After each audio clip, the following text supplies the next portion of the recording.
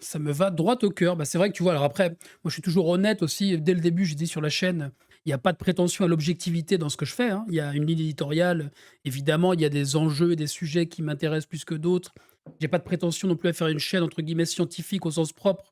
C'est-à-dire que voilà, ce que je dis n'est pas la vérité, mais par contre, c'est donner des éléments d'analyse, des clés, qui sont voilà, avec aussi mes propres biais, mes propres, manières de concevoir, certaines choses, mais par contre, j'aime bien aussi cette idée et je sais que toi, ça a toujours été le cas aussi, de, vulgariser le plus possible dans le sens moi je trouve ça très noble, hein, de donner à voir et à comprendre des choses qui paraissent très éloignées ou très compliquées, et donner des éléments d'analyse et puis après, voilà, charge à chacun de les utiliser pour se faire un peu aussi leur propre opinion sur les sujets. Mais moi, ce qui m'a toujours choqué, je sais pas si tu es d'accord avec ça, dans les médias de manière générale, il y avait toujours une tendance, je trouvais chez les éditorialistes, d'ailleurs très souvent, à mystifier plus qu'à démystifier souvent, quoi. Ça veut dire que moi, je me rappelle très bien de la crise de alors c'était le début de la crise de 2008, avant même le début, où il y avait vraiment des choses comme la titrisation, tu vois? Ça paraissait très obscur et au lieu de l'expliquer simplement, ce que je pense on est capable de faire même en quelques minutes, hein, c'est pas non plus de la rocket science comme on dit, et ben, en fait, ils préféraient dire: «Bon, c'est trop compliqué, on va pas parler de ça» et hop,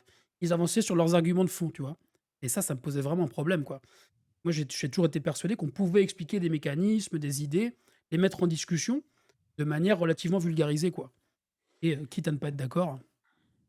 Oui, mais c'est ça, mais ça veut dire aussi qu'il faut pas enfin, il faut essayer d'éviter de se enfin, il faut sortir de la tour d'ivoire, il faut essayer d'aller vers les gens et de répondre, voilà, de répondre aux questions et il faut trouver tous les mécanismes sont importants et moi, ce qui me frappe toujours dans ces cas-là, c'est que, c'est facile d'être, dans la position enfin, surtout moi, quand on est prof, on est toujours un peu dans cette position professorale: «Je sais, les autres ne savent pas».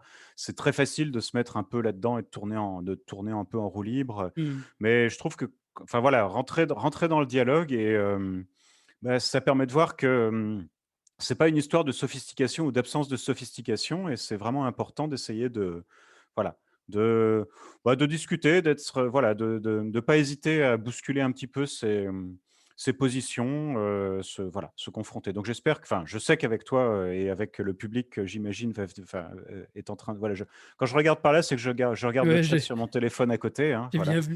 Donc c'est n'hésitez pas ça. à poser des questions, hein, on le voit tous les 2.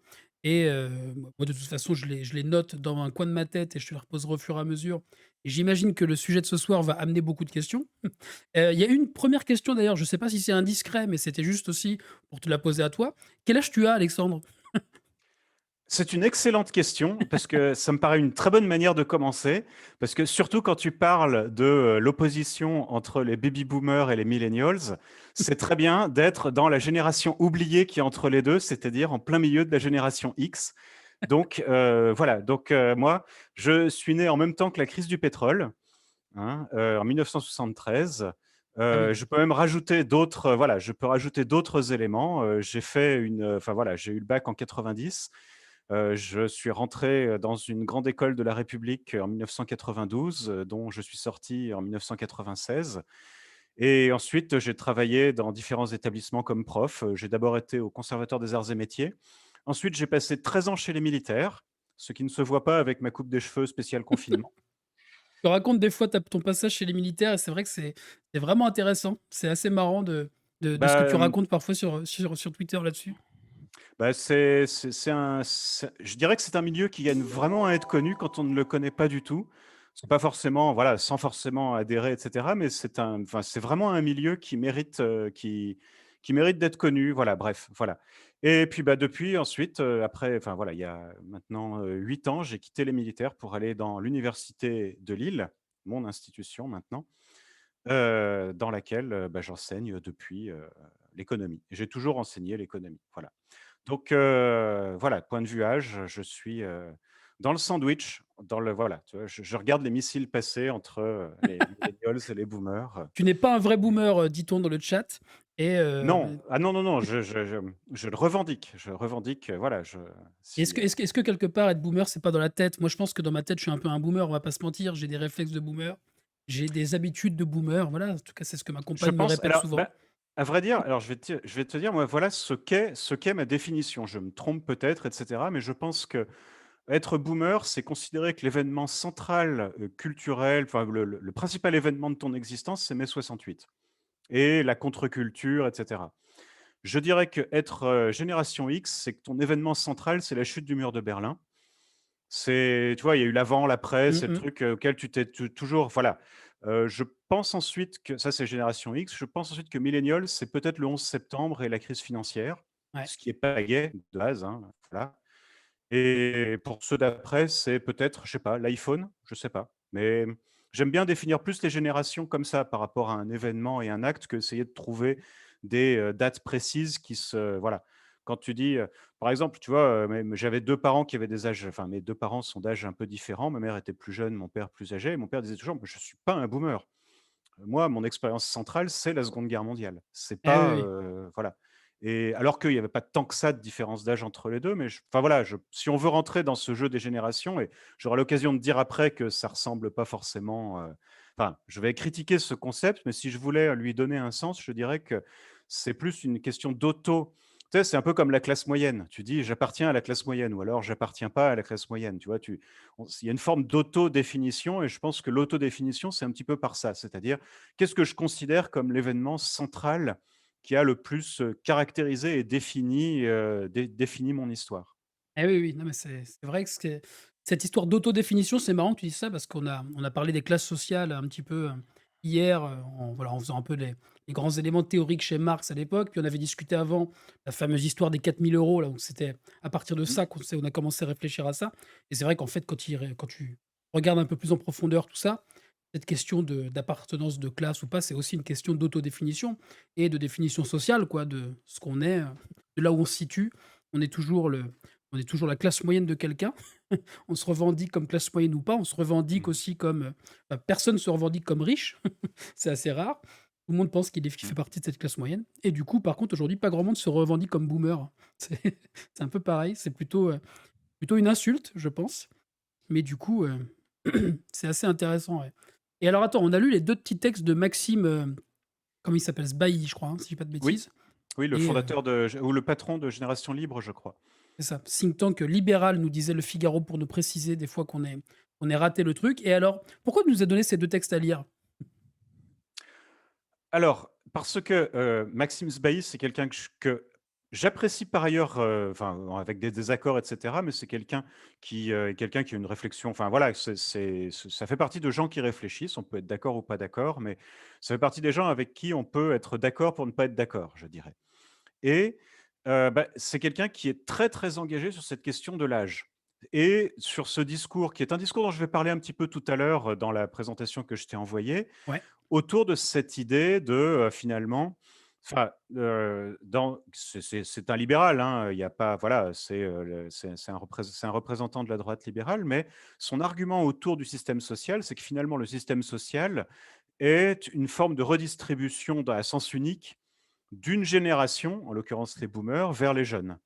Et il a toute une articulation autour de ça. C'est-à-dire que c'est un propos qu'on va très souvent retrouver chez lui, plutôt sur son fil Twitter et cetera, mais je crois qu'il est en train d'écrire un bouquin sur le sujet, et je trouve qu'il est relativement exemplaire de ce type de propos. Alors je t'avoue, bon, j'ai eu du mal à chercher parce que, ça prend un peu de temps, mais enfin, parmi tous les gens qui sont autour de cette question de l'âge, moi, ce qui me fait souvent réagir, c'est ça, c'est ce type de propos de gens qui sont du côté des libéraux et dans lequel ça devient une nouvelle critique du système social. Ça Mmh devient mh. une espèce de nouvelle déconstruction. Tu sais, avant, il y avait dans les années 80, il y avait une critique déconstruction du système social qui était celle du néolibéralisme à l'époque, qui consistait à dire: «Le système social, c'est un mensonge. En réalité, il maintient les pauvres dans la pauvreté». Et c'est ça qui a conduit après, dans les années 90, à tout le mouvement type workfare, cette idée que le système social devait être nourri d'incitations, qu'il fallait, enfin, tu vois, il fallait créer des conditionnalités, tout ce type de choses. Et oui, ça, on connaît ça bien malheureusement. Enfin, non, mais tu vois, Activation des enfin, politiques sociales, tout ça. voilà, tout ce courant de l'activation, il est venu de ce discours de libéraux qui disait le système social maintient les c'est en fait un mensonge. Il est censé émanciper et libérer et aider, et en réalité, il maintient dans la pauvreté. Il vous maintient la tête sous l'eau en vous faisant croire qu'il vous donne une main secourable. C'était le Mmh. discours dans les années 80. Et cette critique maintenant du système social. Je dirais que c'est un petit peu, enfin, moi, on va en reparler après, mais il y a deux manières dans lesquelles je suis rentré dans cette question de l'âge. C'est du côté gauche plutôt avec Chauvel, hein, et son histoire du destin des générations. Mais du côté droit, dans ma critique, si tu veux, dans les trucs qui me font réagir sur cette question, c'est du côté de la droite, c'est ce nouveau discours qui consiste à dire le système social est un mensonge, c'est en réalité un système de raquette de la génération des boomers, enfin au profit de la Oui, c'est ça. génération des boomers et au détriment des jeunes. Ils sont en D'accord. permanence la variable d'ajustement, ils Voilà, sont le et les cetera. victimes. Les Voilà, victimes, par rapport aux boomers. qui sont les victimes et qui sont exploitées, c'est-à-dire, et cette idée finalement, c'est ça on n'est plus, et je vais te dire, enfin pour, faire une anecdote, j'ai fait hier soir sur, le réseau social Clubhouse, j'ai eu une discussion. Alors Clubhouse, c'est beaucoup plus, enfin c'est un truc qui est très en ce moment, enfin c'est très américain, et les quelques Français qui sont dessus, c'est plutôt l'ambiance, tu sais, start-upper, ce type de choses, et cetera. Ce qui est intéressant, enfin, c'est un public, c'est un public qui est intéressant, mais le discours que j'ai entendu, c'est que j'ai entendu plusieurs fois des gens me dire: «Bah oui, mais moi j'entends souvent ça, c'est qu'il y a plus de lutte des classes aujourd'hui.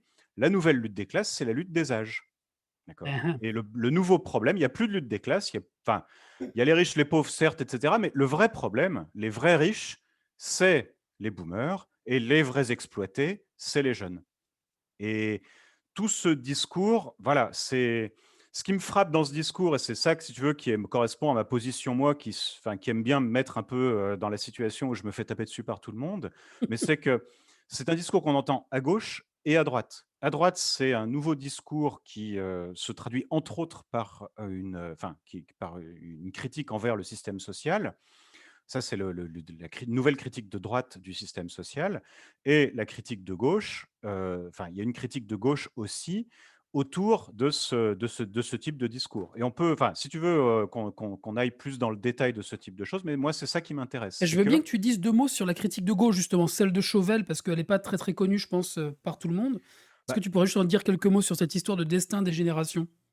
Louis Chauvel, c'est un sociologue qui a sorti beaucoup de choses sur, enfin, il a sorti plein de bouquins et plein d'études. Alors, c'est quelqu'un que je critique d'un côté énormément, mais je dois respecter, si tu veux, un vrai travail. C'est quelqu'un qui a fait un vrai travail et qui a mis des sujets vraiment dans le débat public. Et il a écrit donc un bouquin qui s'appelle Le destin des générations, dans lequel on va dire, il a mis un peu les pieds dans le plat d'une situation dans laquelle il a dit: «Mais franchement, la génération actuelle», alors quand il parle de la génération actuelle, c'est grosso modo, dans son bouquin, celle qui rentre dans la vie active aux alentours des années 2000, donc ça correspond à ce qu'on appelle les millennials, et dans lequel, eh bien, il a listé toute une série de facteurs qui font que l'accès à la classe moyenne leur est beaucoup plus difficile, l'accès au logement, à l'acquisition du logement est beaucoup plus difficile, les problèmes d'emploi, et un discours qui consiste à dire, d'un certain point de vue, que toute une série d'institutions mises en place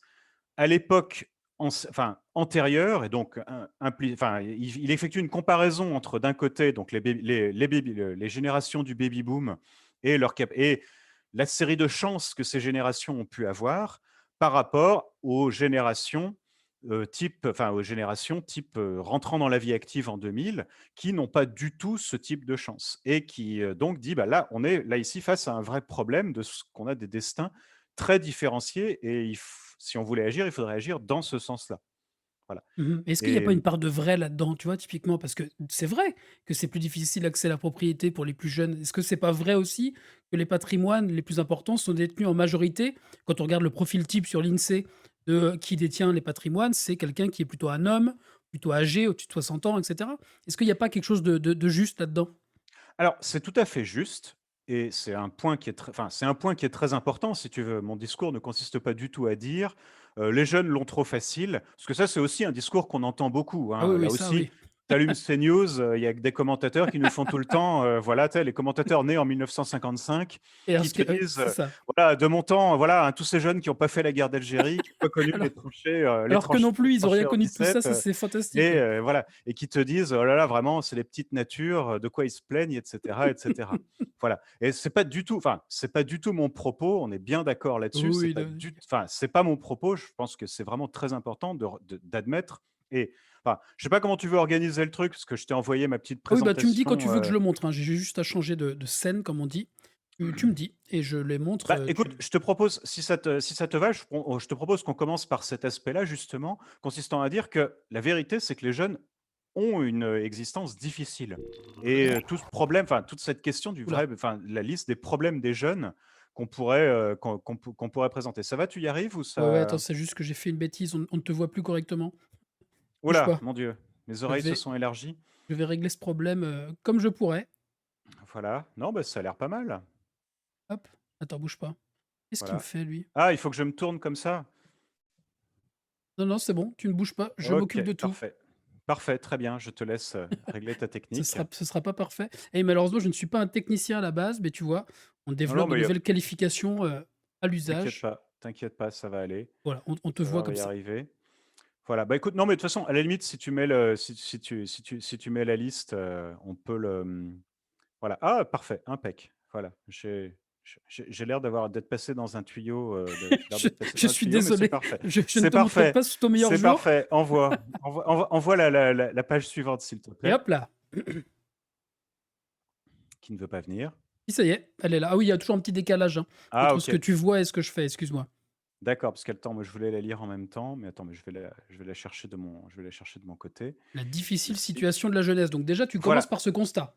Ah oui, je pense que là, ici, c'est le principal point ici. C'est-à-dire, quand je t'ai teasé le sujet, Ouais. tu te souviens, je te l'ai teasé en disant, la lutte des gé la lu le conflit des générations est une ruse du capital pour berner le peuple, hein, tu Mmh. vois? Je sais te parler quand même, hein, tu Ah bah, vois? là, Je évidemment, tu me dis ça, je sais ça ce qu'est fait la tilt dans musique à ma tes tête. oreilles et donc mais cette idée, si tu veux, c'est celle-là, c'est qu'il y a le point de départ, c'est malgré tout, il y a un vrai problème de la jeunesse, hein, et c'est dur. Voilà, c'est difficile.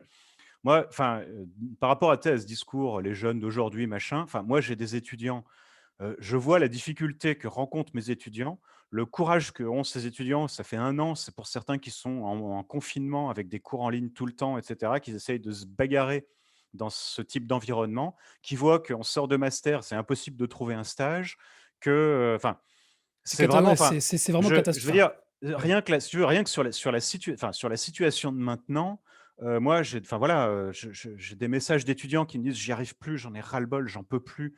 Je des gens, enfin, tu vois, des étudiants qui sont brillants par ailleurs, mais qui disent: «J'arrive plus à travailler, j'en peux plus, je me lève le Mmh. matin, je prends mon petit déjeuner, il est 8 heures, je suis mes cours. À 17h30, mes cours sont pas finis, mais je dois me barrer quand même parce qu'il faut que je fasse mes courses parce qu'après c'est le couvre-feu». Et ils C'est font ça tous catastrophique. les jours, tout le temps et ça fait 1 an que c'est enfin, si tu veux, rien que sur cet aspect-là, on va te dire enfin, un propos qui consisterait à dire que les jeunes d'aujourd'hui l'ont facile par rapport au passé. Moi, ce que j'en vois, c'est vraiment exactement l'inverse, hein, et si je devais enfin, tu vois, j'ai dit à quelle génération j'appartenais et enfin, tu vois, par quoi j'étais passé, enfin, voilà, quelle est mon expérience personnelle ou quoi que ce soit, mais moi, un truc enfin, je dis toujours aux étudiants: «Si je devais passer les concours que j'ai passés, faire la carrière que j'ai fait maintenant, très probablement, j'y arriverais pas». Eh oui, oui, mais ce qui est Voilà. intéressant, c'est que la génération d'avant toi dit aussi la même chose, tu vois? J'ai André Orléans qui est pourtant un type, brillantissime. Il Mmh. dit: «Si j'avais dû passer par les différentes phases auxquelles vous devez passer aujourd'hui pour devenir maître de conférence et cetera, j'aurais jamais été qualifié». Non, mais c'est enfin, là, pour le coup, c'est vraiment enfin, c'est quelque chose qui est très net. Alors, j'ai noté quelques points, là, dans ma diapo qui peuvent illustrer donc ces différents problèmes de la jeunesse, mais sur les 20 dernières années, on a 3 récessions, dont 2 qui sont, la numéro 1 et la numéro 2 en record depuis la Seconde Guerre mondiale. Avec enfin voilà, quand on regarde du coup l'effet sur les revenus, hein, on aura une diapo un petit peu plus tard sur, la question des revenus par âge, mais de fait, ça fait 20 ans que les revenus ont une croissance zéro. La croissance économique en France, c'est zéro, hein, et quand je dis zéro, c'est pas tout à fait ça, mais je suis allé regarder il y a pas longtemps, mais, en nominal, c'est le PIB par habitant en France, il est passé de 30 000 à 35 000 € par an en, plus de 20 ans.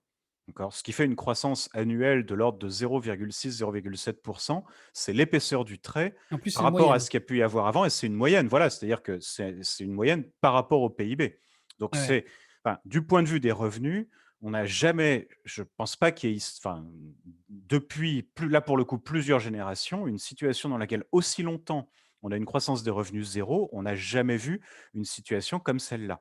D'accord? Et ça, évidemment, c'est quelque chose enfin, il y a toute une littérature économique qui montre que rentrer dans le monde du travail, une année de récession, ça a des conséquences qui vont vous durer pendant 15, 20 ans. On paye toute C'est-à-dire sa que vie vous pratiquement, hein. exactement. On va rentrer avec un salaire plus bas, en ayant eu du chômage plus longtemps, en ayant été obligé de choisir pas forcément le job le plus, satisfaisant.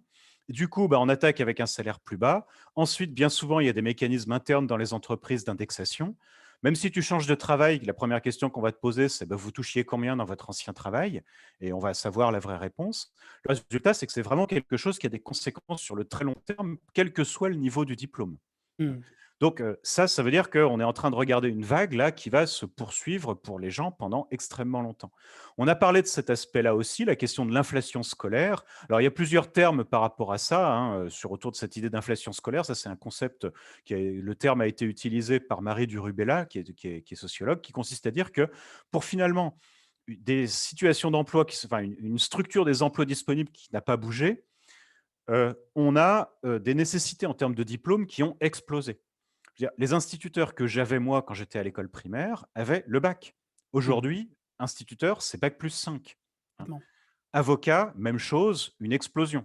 Je veux dire, là aussi, là, je suis plus jeune que je suis plus, enfin, tu es plus jeune que moi, mais quand on avait, enfin, je me souviens moi du film Le Maître d'école avec Coluche dans les années 80, qui commençait où Coluche se faisait virer d'un magasin de vêtements et sa copine lui disait: «Bah allez, t'aimes bien les enfants, t'as le bac, t'as qu'à Devient devenir un instit». site. Voilà. C'est Mais là où on sait que je suis un boomer, tu vois, dans ma tête parce que j'adore ce film. voilà, mais non, mais c'est incroyable. Si tu veux, aujourd'hui, c'est impossible. Pour te donner un autre exemple par rapport à ça, il y a quelqu'un que je connais qui était cadre, et qui, avait enfin, tu vois, qui avait beaucoup de difficultés, qui a, tu sais, la situation habituelle, cadre, la cinquantaine, des enfants à charge vers l'adolescence étudiant, donc qui coûte cher et qui trouvait pas de boulot. Et je lui avais dit: «Bah, attends, tu parles anglais couramment, pourquoi tu passerais pas le CAPES d'anglais? C'est pas difficile». Et elle avait regardé les salaires et elle avait dit: «Non mais attends, débutant comme ça, avec mes 2 enfants, Mort. heu, mais non mais je vais me retrouver sous le seuil de pauvreté». Non mais, c'est là aussi, enfin, c'est quelque enfin, Ah ouais, non, mais c'est vrai, hein. C'est hallucinant. c'est hallucinant. Alors, c'est accepté par des jeunes qui ont une vingtaine d'années, qui ont pas d'enfants à charge, qui acceptent d'être envoyés enfin, qui acceptent un certain nombre de contraintes importantes, mais, heu, là aussi, enfin voilà, c'est quelque chose qui devrait nous interroger beaucoup. Enfin, cette inflation scolaire, alors il y a plusieurs termes qui sont utilisés, hein. Il y a un historien qui s'appelle Peter Turchin aux États-Unis, qui appelle ça la surproduction des élites et qui dit: «On produit tellement de gens avec énormément de diplômes qu'on a un problème parce que ces gens-là, ils n'arrivent pas à trouver les emplois qui correspondent à leur diplôme. La production de diplômes n'a pas été suivie par la production d'emplois qui suivent ces diplômes. Résultat, on fabrique des frustrés. On fabrique des gens qui sont furieux parce qu'ils ont passé énormément de temps à faire des études pour un résultat qui est qui est pas à la hauteur de ce à quoi ils s'attendaient.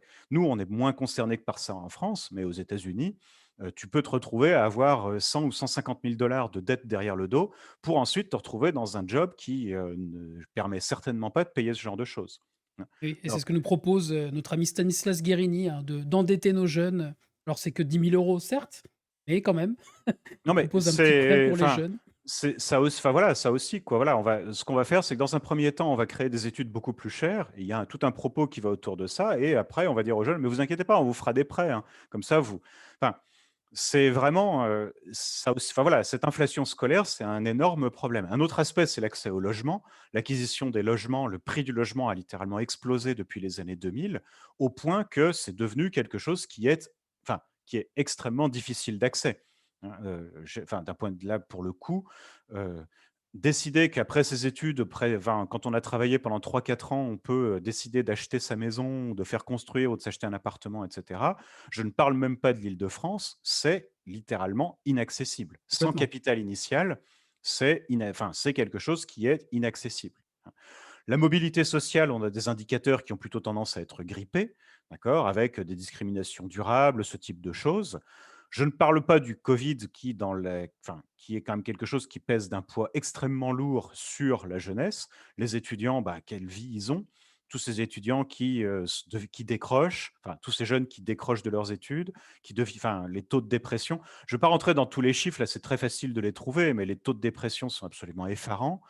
Heu, chez les jeunes, la On difficulté aura quelques données d'emploi, le là-dessus d'ailleurs dans le décrochage, ouais. voilà. Dans le Enfin, baromètre éco de la CGT pour faire un peu de promo, on aura quelques données là-dessus, ouais. ouais, enfin, c'est un truc, voilà et enfin, voilà, point de vue santé mentale et tout, la souffrance et cetera, moi, enfin, moi, des échos que j'ai pu avoir sur des jeunes qui, ont cherché à avoir des soins, tu sais, en psychiatrie pour des situations très lourdes, c'est: «Ah, oh là là, vous êtes un cas prioritaire, vous aurez votre premier rendez-vous dans 6 mois». Oh la vache, ouais, ça J'ai donne on va non, se mais j'ai eu taper quoi la des tête contre les non, murs, hein. mais voilà, par rapport à tu vois? Et pour des situations, vraiment lourdes, quoi. Enfin, tu vois? Vraiment des cas identifiés comme lourds, mais où on dit, voilà: «Ah oui, d'accord, oui, vous êtes vraiment un cas, on va mettre en priorité». Mais c'est ça, donc enfin, c'est vraiment un là aussi, c'est dire que la je enfin, une souffrance de la jeunesse à ce niveau-là et je vais y revenir un petit peu après, cette idée et là, on va revenir un peu dans notre sujet, que finalement la jeunesse paye pour protéger, enfin, pour réduire les taux de décès des personnes les plus âgées. C'est-à-dire qu'eux, finalement, les jeunes, ils pourraient vivre avec le covid, et bon, et j'ai des étudiants qui ont eu le covid, hein, ils ont été absents une semaine, ils étaient pas très bien, ils ont perdu le sens du goût, mais après ils sont revenus. Donc on pourrait tenir ce propos de pourquoi est-ce qu'on leur impose ce sacrifice, alors que finalement, c'est pas directement eux qui sont concernés et on va revenir sur cette espèce d'arbitrage. Mmh. Enfin, toujours dans le discours autour de la jeunesse, j'ai ajouté donc la question de la dette publique, hein, qui est systématiquement, enfin pas systématiquement, mais très souvent présentée comme nos enfants naissent avec 25 000 euros de dette publique sur le dos. C'est une formulation qui est avancée. On pourra revenir sur cette formulation, mais c'est quand même un propos qui est, enfin voilà, qui est tenu, hein, la dette publique. Et du point de vue des montants, au moins, on pourrait dire que ce n'est pas, enfin, c'est quelque chose qui n'est pas forcément faux du point de vue des montants. On verra après en quoi est-ce que ça consiste véritablement. Enfin, il y a la question de la dette environnementale. Alors, j'y reviendrai dans la diapo d'après, mais c'est tout enfin, c'est, le fameux «How dare you» de Greta Thunberg. Mmh. C'est-à-dire, on laisse les jeunes face à un environnement extrêmement dégradé et c'est eux qui vont subir le réchauffement climatique, hein. Voilà. Complètement. Et Donc sur la dette publique, bon évidemment, là on aura beaucoup de choses à dire là-dessus parce qu'on parle beaucoup de cette question d'un fardeau et cetera. Bon, non, c'est pas du tout le c'est pas comme ça que ça fonctionne exactement. En face d'un passif, il y a un actif, il y a la question oui, pour moi et ça je me tue à le répéter partout où je suis, avec tous les gens avec qui je parle, l'essentiel de la question, c'est pas tellement est-ce qu'on a les moyens, pas les moyens, c'est qu'est-ce qu'on fait si on dépense? Pour moi, c'est ça l'essentiel, mais bon voilà, ça c'est on dérape un peu de la discussion, mais mmh. peut-être qu'on pourra Enfin, y revenir à la fin. voilà, en tout cas, l'idée enfin, dire, les jeunes, arrivent dans un environnement qui est quand même pas ultra favorable. C'est oui.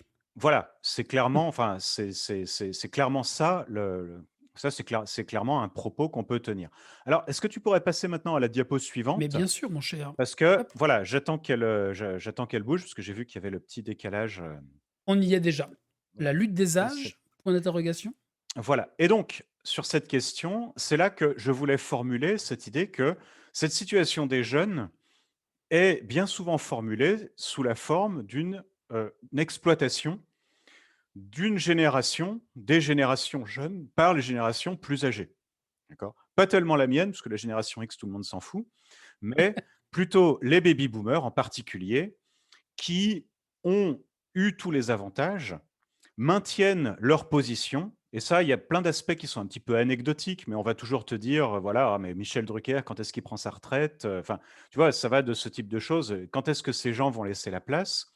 Enfin, il y a plein d'aspects dans la culture, mais si on voulait maintenant aller sur des aspects, dans lesquels on a véritablement un propos qui consiste à lier, les difficultés des jeunes avec une espèce de classe des vieux qui, exploiterait les jeunes, quels sont les arguments qu'on peut trouver? Donc on a déjà un petit peu parlé de Louis Chauvel et de son propos sur le déclassement générationnel qui consiste à dire que, d'un certain point de vue, une des grandes inégalités négligées du moment, c'est l'inégalité entre 2 générations, entre la génération des baby boomers et les générations actuelles qui, ne bénéficient pas des mêmes circonstances et dans le même temps, les baby boomers qui refusent de «lâcher» entre guillemets, tu vois? Qui, sont des facteurs de blocage, d'amélioration de la société. Tu vois? Qui sont des facteurs de Mmh. blocage, de changement enfin, qui empêchent un certain nombre de changements sociaux, qui occupent les places, enfin voilà, qui occupent les places, qui maintiennent un système enfin, c'est pas pour le coup, c'est pas l'argument de Chauvel, mais qui maintiennent par exemple enfin, on pourrait dire, qui maintiennent un système de retraite dans lequel les jeunes doivent payer pour les vieux. Il y a tout un discours qui va autour de qui va autour de ça. Chez Chauvel, c'est plutôt l'aspect patrimonial, c'est-à-dire le fait qu'il y a un patrimoine qui est très, très largement détenu par les personnes plus âgées et que de ce point de vue-là, d'un certain point de vue, les vrais capitalistes, c'est les vieux. Et les Ouais. vrais prolétaires, c'est les jeunes. Et ça, même si Chauvel n'utilise pas ce discours du capitaliste et du prolétaire, cette question de la répartition du capital, elle est quand même très présente chez lui. Et oui, et Je pour le coup, elle est quand même de fait, Et elle est intergénérationnelle, non? vraie. Et elle est vraie dans le sens où effectivement, le capital est majoritairement, effectivement, détenu par des catégories plus âgées. La question, c'est est-ce que ce sont des catégories pertinentes? Mais si tu veux regarder détention du capital par classe d'âge, très clairement, tu vas le trouver très, très majoritairement détenu par les personnes plus âgées. Enfin, on n'a même pas besoin de parler des appartements parisiens là-dessus. Mais oui, en effet, le capital est très majoritairement détenu par le capital immobilier en particulier, mais aussi le capital financier. Oui, On oui. va se trouver sur des classes d'âge qui sont plus âgés. Donc cette idée de substitution du rapport capitalistique au rapport d'âge n'est, a priori sur le papier du moins, pas, enfin, elle est au moins elle est étayée par des faits. Alors j'ai mis ici aussi l'exemple de Greta Thunberg, est vraiment quelqu'un qui a formulé sa critique sous l'angle de ma génération vous regarde et vous juge. Et quand elle dit vous, elle parle des générations qui sont passées avant. Vous n'avez rien fait pour le réchauffement climatique. Vous nous laissez une planète dans un état. Enfin, un jour, je me souviens, j'avais vu un gif qui était passé dans lequel tu sais, on voyait un vieux qui balançait une grosse planète, tu sais, un peu comme celle qu'il y avait dans le film de Chaplin, là, une Terre comme ça, Mmh. qui balançait sur un gamin qui était comme une boule de bowling qui était renversée. Et elle disait voilà, c'est ça ce que nous ont laissé les boomers, quoi. Ils nous balancent la planète dans la gueule. Et non, mais enfin voilà, cette idée que la question environnementale est une question générationnelle, c'est-à-dire on laisse aux jeunes un environnement tout pourri après nous avoir brûlé tout le pétrole qu'on voulait pour pouvoir se faire des voyages low cost, c'est pas un propos qui est, enfin, c'est un propos qui existe, disons, et qu'on peut pas qu'on peut pas faire comme si c'était n'importe quoi, machin, etc. Voilà. Mmh. Un autre élément qui me paraît intéressant, c'est la question du vote, de l'analyse du vote. C'est-à-dire que si tu regardes le vote par âge, tu as quand même qui vote pour Macron et les Républicains, c'est très très nettement les 55 plus. Hein, il Mmh. me semble, je t'avoue que là, il faudrait que je revérifie, mais je suis quasiment sûr de ça. Mais je crois que la seule classe d'âge dans laquelle Macron était majoritaire au premier tour, c'était les 65 plus. Ça me dit Donc quelque chose c'était un aussi truc cette, comme, ouais. stat-là, ouais. Ouais, on avait des statistiques de cet ordre-là et de toute façon, j'ai regardé, mais c'était difficile de trouver des infographies qui étaient faciles à présenter, mais très clairement, si tu veux, là encore, on pourrait avoir une analyse politique. Bon, tu sais, je ne sais pas si tu vas avoir Bruno Amable ou Stefano Palombarani sur cette Alors question si, du Bruno bloc Hamelin, il bourgeois. devrait venir. Alors il parlera peut-être pas du bloc bourgeois, parce que je pense qu'il en a marre un peu de ça, mais je Oui, je demanderai peux peut-être à comprendre. Stefano de le faire à sa place. Mmh. Mais enfin, tu vois, eux, leur analyse, si on voulait regarder, alors c'est pas eux qui le feraient comme ça, mais le bloc bourgeois, quand même, du point de vue du vote, c'est quand même très majoritairement un bloc de 55 plus. Hein. Il y a une vraie différence entre le vote des 55 plus et des votes plus jeunes. Et donc, on pourrait analyser ça comme une forme de traduction politique de cette exploitation. C'est-à-dire les baby boomers qui sont majoritaires. Hein, l'électeur médian en France, il a un peu plus de 52 ans, je crois, et ils votent donc majoritairement pour des politiques qui entretiennent cette exploitation des plus jeunes par les plus vieux. Mmh. Donc voilà ce que seraient des arguments de gauche autour de cette question des générations. Tu vois, les vieux sont de droite, nous ont laissé une planète toute pourrie et ils se sont gobergés, ils ont récupéré tout le capital et maintenant les jeunes n'ont plus qu'à marner. C'est ça, Et en donc de la plus, de ils la se font classification insulter. de Voilà, Usul, les vieux, c'est clairement de droite. Attention. voilà, exactement. Voilà, si on pouvait, voilà. Là, pour le coup, c'est là que je trahis mon âge, c'est-à-dire que je dis: «Oui, oui, ça doit être ça effectivement», mais Tu ne sais pas qui est Usul. voilà, bien. Et donc alors, je vais continuer donc sur ce propos parce que dans le même temps, cette question de l'âge, elle est aussi un discours de droite. C'est-à-dire cette idée de la lutte des âges qui remplace la lutte des classes, c'est aussi un discours de droite. Alors, Mmh. quelques éléments de ce discours de droite qui est un discours autour de cette lutte des âges. Premièrement, une condamnation de ce qu'on pourrait appeler l'esprit de mai 68, tu vois, de toute la dimension libération des mœurs, etc., qui est présentée comme une imposture. Tu as tout un discours de, finalement, les 68 heures, qu'est-ce que c'était? C'était des pervers qui voulaient pouvoir, violer sans entrave. Hein. Et qui ont, créé une espèce de contre-culture nihiliste. Enfin, tu vois, tu trouves ce propos, hein, il y a un bouquin qui est sorti là aux États-Unis sur ce sujet, qui, est souvent repris, enfin qui est repris, j'allais dire quasi religieusement par, les gens de la droite conservatrice américaine et qui a vraiment un gros, gros impact. C'est-à-dire, qui est, tout un propos sur une enfin su de contre-culturel, si tu veux, autour de la culture des années 70, consistant à dire que c'est une culture qui a détruit des institutions qui, en réalité, étaient protectrices pour tout le monde, pas seulement, pour les riches et cetera. Et donc, bah, alors tu as tout un discours de droite conservatrice, tu vois? Ça a détruit la famille, qui était une institution qui permettait machin et cetera.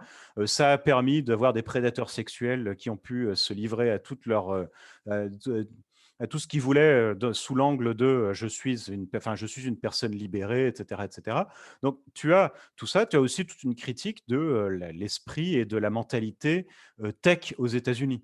Tu vois, Mmh. tous les gens type, on va dire la génération des Steve Jobs, quoi. Tu vois, tous ces gens qui ont consommé du LSD et qui ont été à fond dans la contre-culture après, et qui ont maintenant fabriqué des outils qu'eux ne veulent surtout pas utiliser, mais qui sont des outils d'addiction et d'abêtissement de la population.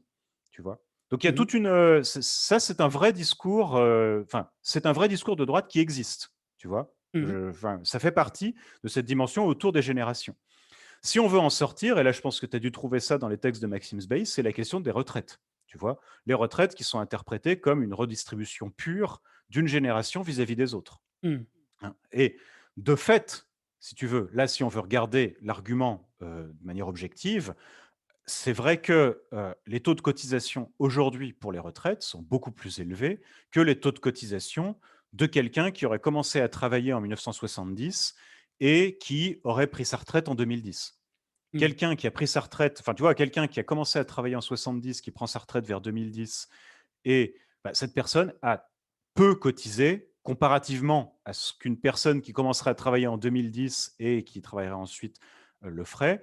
La première personne aura moins cotisé et va toucher et touche une pension qui est plus importante. Donc il y a tout un élément autour de cette question de on a un système de retraite qui est ultra biaisé en faveur d'une génération qui a eu toutes les chances, parce que d'un certain point de vue, cette génération, elle avait pas de vieux parce qu'ils étaient tous morts à cause de la Première et de la Seconde Guerre mondiale. Donc ils avaient pas trop à payer à ce moment-là, hein. Donc ils ont très peu cotisé parce que dans un système par répartition, je reprends l'argument là, hein, si tu veux, on est bien Mmh. d'accord, Oui, on oui, peut le critiquer, tu j'entends vois, hein. bien. Mais voilà, quelqu'un qui aurait travaillé qui aurait été actif, dans toute cette période-là, c'est quelqu'un qui avait pas besoin de cotiser beaucoup puisque dans un système par répartition, il y avait peu de vieux, donc il y avait pas grand-chose à cotiser. Qui a maintenu un système avec, voilà, alors là, dans le discours de droite, tu vas trouver, voilà, ils ont mis la retraite à 60 ans, ils ont mis, voilà, les régimes spéciaux et tout ce type de choses. Et puis maintenant, ils en profitent et pouf, ils poussent l'échelle et les jeunes, tout ce à quoi ils ont droit, c'est à payer plein pot en cotisation pour, entretenir, les, billets de train en première classe des vieux. Je caricature, mais c'est ça l'idée, hein.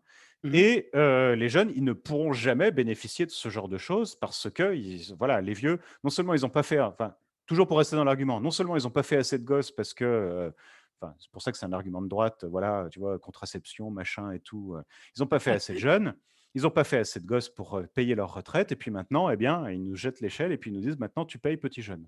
Voilà. Mmh. Voilà ce que pourrait être, si tu veux, cette critique, tu vois, Mmh. cet argument. Je l'ai un peu caricaturé, mais malgré tout, il faut reconnaître que ces aspects sur les taux de cotisation est est vrai, hein. Objectivement, on a un déplacement démographique qui est extrêmement important et oui, ma génération, la tienne, on est dans un moment qui est pas terrible de ce point de vue-là parce qu'il y a on a des taux de dépendance qui sont extrêmement élevés. Mmh. Enfin, un dernier argument qu'on trouve aussi pas mal, et là, c'est plutôt un argument qu'on va trouver sur les réseaux sociaux, ce type de choses, mais qui avait un peu aussi, je pense, dans les articles que tu as pu citer, c'est, sur le confinement et le covid. Et ça, j'en Mmh. ai déjà parlé, mais le fait que tu as plein de gens qui disent: «Il faudrait qu'on confine que les vieux». Tu Ouais. vois? Il faudrait confiner que les vieux parce que finalement les jeunes, ils ont besoin de pouvoir vivre, machin et cetera, et donc les vieux, bah, ils ont déjà suffisamment d'avantages. On fait tout ça pour les protéger. Donc c'est eux qui devraient se confiner, qui devraient faire des sacrifices, et tous les sacrifices que l'on fait maintenant vont être payés par les autres, mais sont en fait au bénéfice des vieux. Donc il y a quand même tout ce discours aussi, cette crispation qui vient autour de cette question du, confinement et du covid. Mmh. Voilà, donc ça c'était le voilà pour, voilà pour l'idée que cette transcription de conflits et de difficultés sous la forme d'une exploitation des jeunes par les vieux est un discours, qui mérite, qu'on s'y intéresse, tu vois? Voilà, parce que c'est pas un discours qui est juste le fait de quelques personnes et cetera. C'est un discours qu'on trouve très souvent, qui a du poids et qui n'est pas comme tu l'as dit, on en a parlé là sur les points qu'on a vus.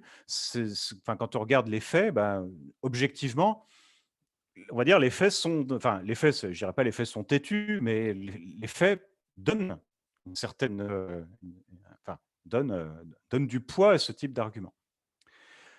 Est-ce que c'est bon? Est-ce que tu veux Ouais. qu'on avance, par rapport à ça? Donc Est-ce que c'est là tu peux juste, maintenant. j'ai redonné rapidement la définition du taux de dépendance, mais peut-être que tu peux en redire 2 mots très, très vite sur, pour que ce soit bien clair dans la tête de tout le monde cette histoire, même si c'est Bah, ce qu'on appelle le ratio de dépendance, c'est, on prend les personnes qui sont en âge actif et on dit, que représentent les personnes dépendantes. Alors les personnes dépendantes, c'est les jeunes en dessous de 18 ans, c'est-à-dire qui ne sont pas encore d'âge actif et les plus vieux, d'accord? Qui sont après l'âge actif. Et donc, l'idée, c'est que les actifs produisent, ce sont eux qui produisent les biens et les revenus. Et donc, le ratio de dépendance, c'est c'est ce que représentent les inactifs par rapport aux actifs. Donc, en gros, si tu as un ratio de dépendance de 100%, ça veut dire que quand tu fais la somme des moins de 18 ans et des plus de 60 ou 65, eh bien, tu en as autant que tu n'as d'actifs, c'est-à-dire de personnes qui sont entre 18 et 65 ans. mmh, Et donc, bah, ça signifie, quand on a un ratio de dépendance comme celui-là, ça signifie que une personne qui travaille dans l'âge actif doit, par son travail, par sa production, par ses revenus, entretenir exactement au moins une personne. c'est ça. Ce qui n'est pas facile. Et là, de ce point de vue-là, nos ratios de dépendance sont passés dans les années 70. Alors, je ne voudrais pas dire de bêtises, mais d'ordre de grandeur, mon ordre de grandeur sera bon, de 3. C'est-à-dire qu'il y avait 3 actifs pour indépendants dans les années 70. Mmh. Et là, on est aux alentours de 1,5 maintenant. On Mmh. va vers les 1,5, en gros. C'est-à-dire qu'il y a 1,5 inactifs, sachant que les moins de 18 ans, leur proportion dans la population n'a pas bougé. Mais ce qui a explosé, évidemment, c'est les personnes plus âgées, Les âgés, puisque bien sûr. entre Mmh. les années 70 et aujourd'hui, ben, on a quasiment gagné une dizaine d'années d'espérance de vie. On peut le voir comme une victoire en soi justement, ça c'est une espèce de Oui, tout à fait, tout à c'est fait. bien Mais d'avoir des gens plus vieux, alors évidemment, ça fait qu'on doit s'en occuper de fait, entre guillemets, collectivement, plus longtemps. Mais est-ce que c'est pas ça le but recherché? Que les gens vivent plus vieux, en meilleure santé et voilà, je pense que ça peut être un «objectif de société» entre guillemets. ah beh, c'est tout à fait un objectif de société, mais c'est aussi quelque chose qui peut être présenté comme une charge pour les actifs. Tu sais, c'est comme les charges sociales. Enfin, tu vois, c'est un Les terme, je pense. cotisations, tu veux dire? Voilà, oui, tout à fait. Les salaires différés même. C'est comme ça qu'il faut Socialiser, voilà. Bref, tu vois le thème si tu veux. La même bien sûr. chose peut avoir un certain nombre de formulations différentes et même si on dit: «Bah, c'est très bien que les gens vivent de manière plus âgée», quand on regarde les pays qui vont vers le vieillissement et là aussi c'est un point sur lequel on pourra revenir, mais ce sont des défis qui sont considérables et ben, on n'est pas prêt. Tu vois? Je pensais parce que j'ai lu il y a pas longtemps un bouquin sur le Japon qui décrivait des villes dans lesquelles au Japon, tu as des villes entières dans lesquelles tu as par exemple des villes dans lesquelles tu as 2 clubs de foot de plus de 80 ans, Ah la tu vache, vois? Et ouais. ils font des derbies entre les 2 quoi. Chez nous Tu vois? aussi, mais ils sont à la buvette par contre, c'est ça le problème, c'est qu'ils jouent jamais Ouais, au foot. voilà, mais là, si tu veux, tu as ce genre de choses et il décrivait, si tu veux, que toutes ces générations qui aujourd'hui, des gens ont 80-85 ans au Japon, bah, il dit, ce sont des gens qui ont pris leur retraite à 65-66 ans et qui avaient mis de l'argent de côté en estimant qu'ils vivraient jusqu'à 80, tu Mmh. vois? Et qui donc à 80, bah, ils ont plus de réserves parce qu'au Japon, essentiellement, le système de retraite, c'est plutôt un système qui est fondé sur sur L'épargne. le fait de capitaliser, d'avoir Mmh. épargné et donc, bah, ils ont épargné, si tu veux, raisonnablement. Sauf qu'ils arrivent à 80 ans et puis, bah, ils voient leur bas de laine qui fond littéralement et ils ont encore 20-25 ans à vivre. Mmh. Enfin, ce sont Ouais. des défis, si tu veux. On peut toujours dire: «Bah, oui, c'est parce que» indépendamment du système de retraite, si tu veux, c'est on va pas demander à des gens à 80 ans, aux États-Unis, tu vas dans des motels, tu tombes sur des gens qui ont 75 ans, qui sont gardiens du motel la nuit, tu vois? Ils sont gardiens de nuit pour pouvoir toucher un petit salaire, pour pouvoir c'est pas ce qu'on veut.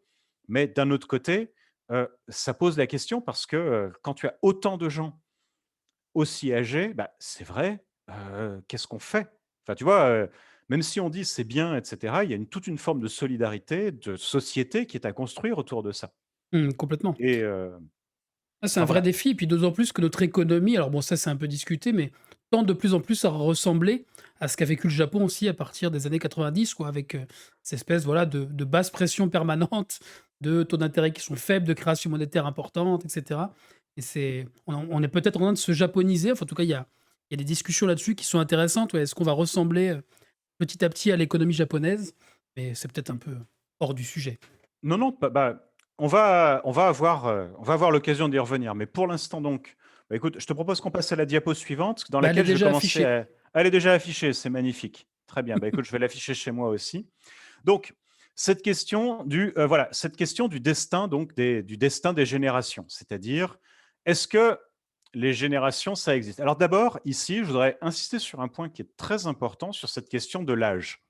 C'est que l'âge comme discrimination, si tu veux, si tu constates des écarts d'âge, c'est pas la même chose que beaucoup d'autres formes de discrimination.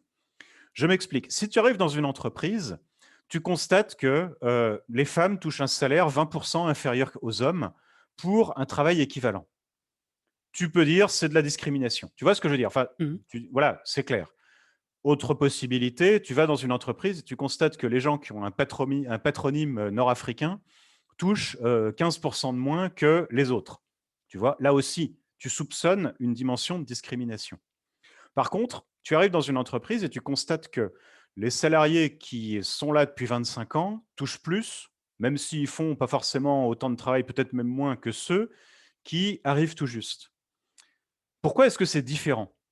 Eh bien, c'est différent parce que autant Mohamed va avoir du mal à changer de patronyme, hein. Il y avait un gag qui circulait auparavant, enfin gag si l'on peut dire, d'un chauffeur routier qui avait demandé à changer de nom, de changer de patronyme pour avoir un patronyme plus français comme, mode d'intégration et qui un jour avait dit: «Je voudrais revenir à mon nom d'avant».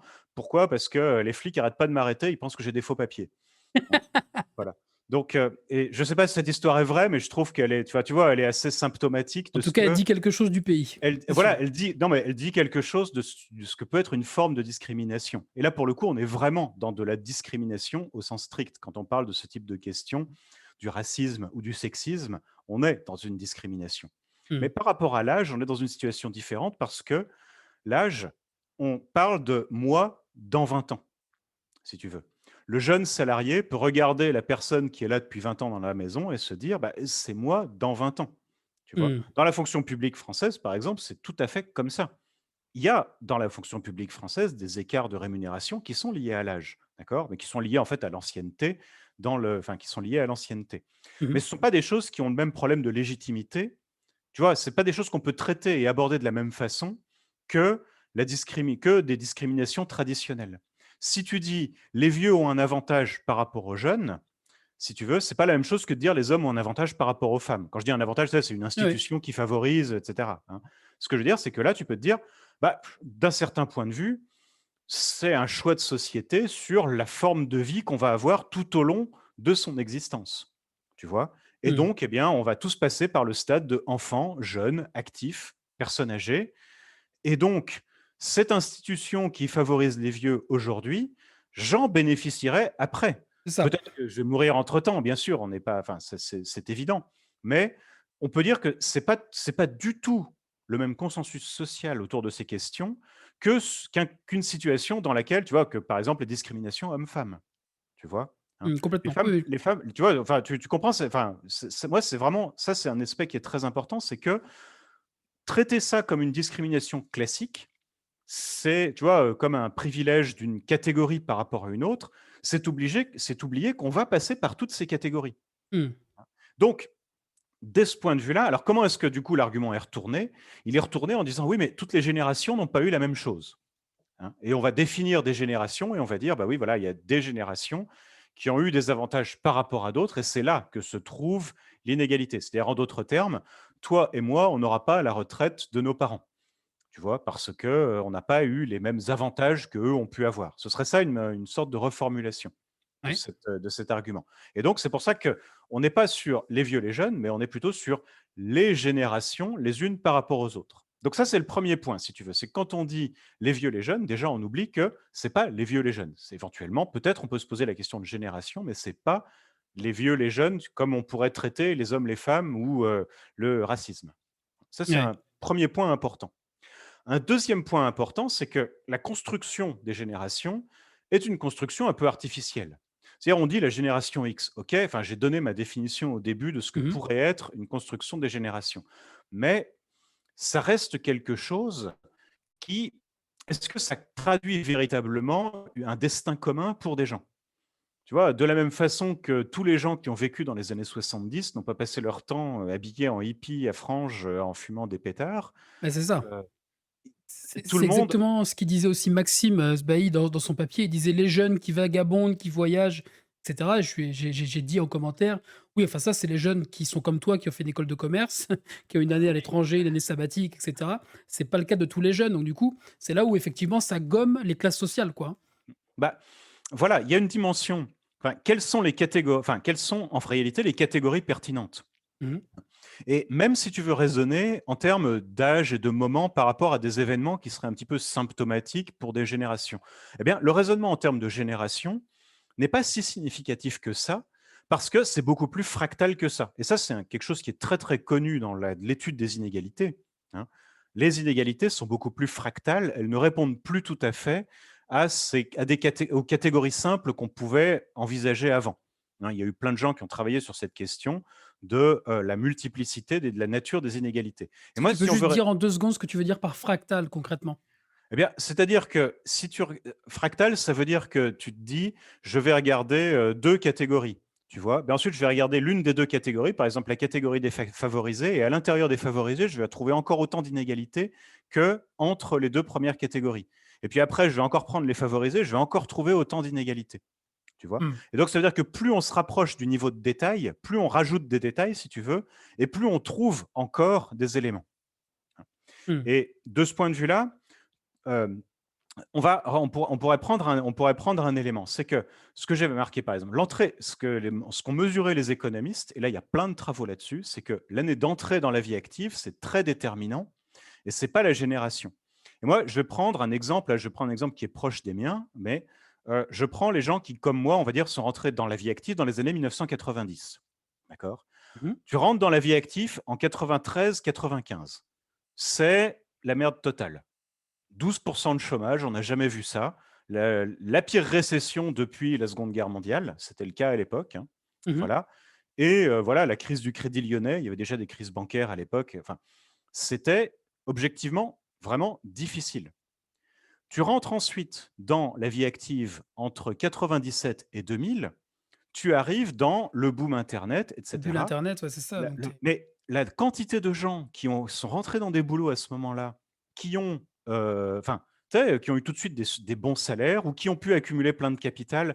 Tu sais, plus personne ne se souvient de GeoCities maintenant. J'imagine que peut-être que je te dis un terme que tu as complètement oublié. GeoCities, c'était l'hébergeur de sites internet dans les années 90. Ben, les fondateurs de GeoCities, ils ont vendu leur site ensuite à je ne sais plus quelle grosse boîte. Ils ont fait fortune. bien sûr.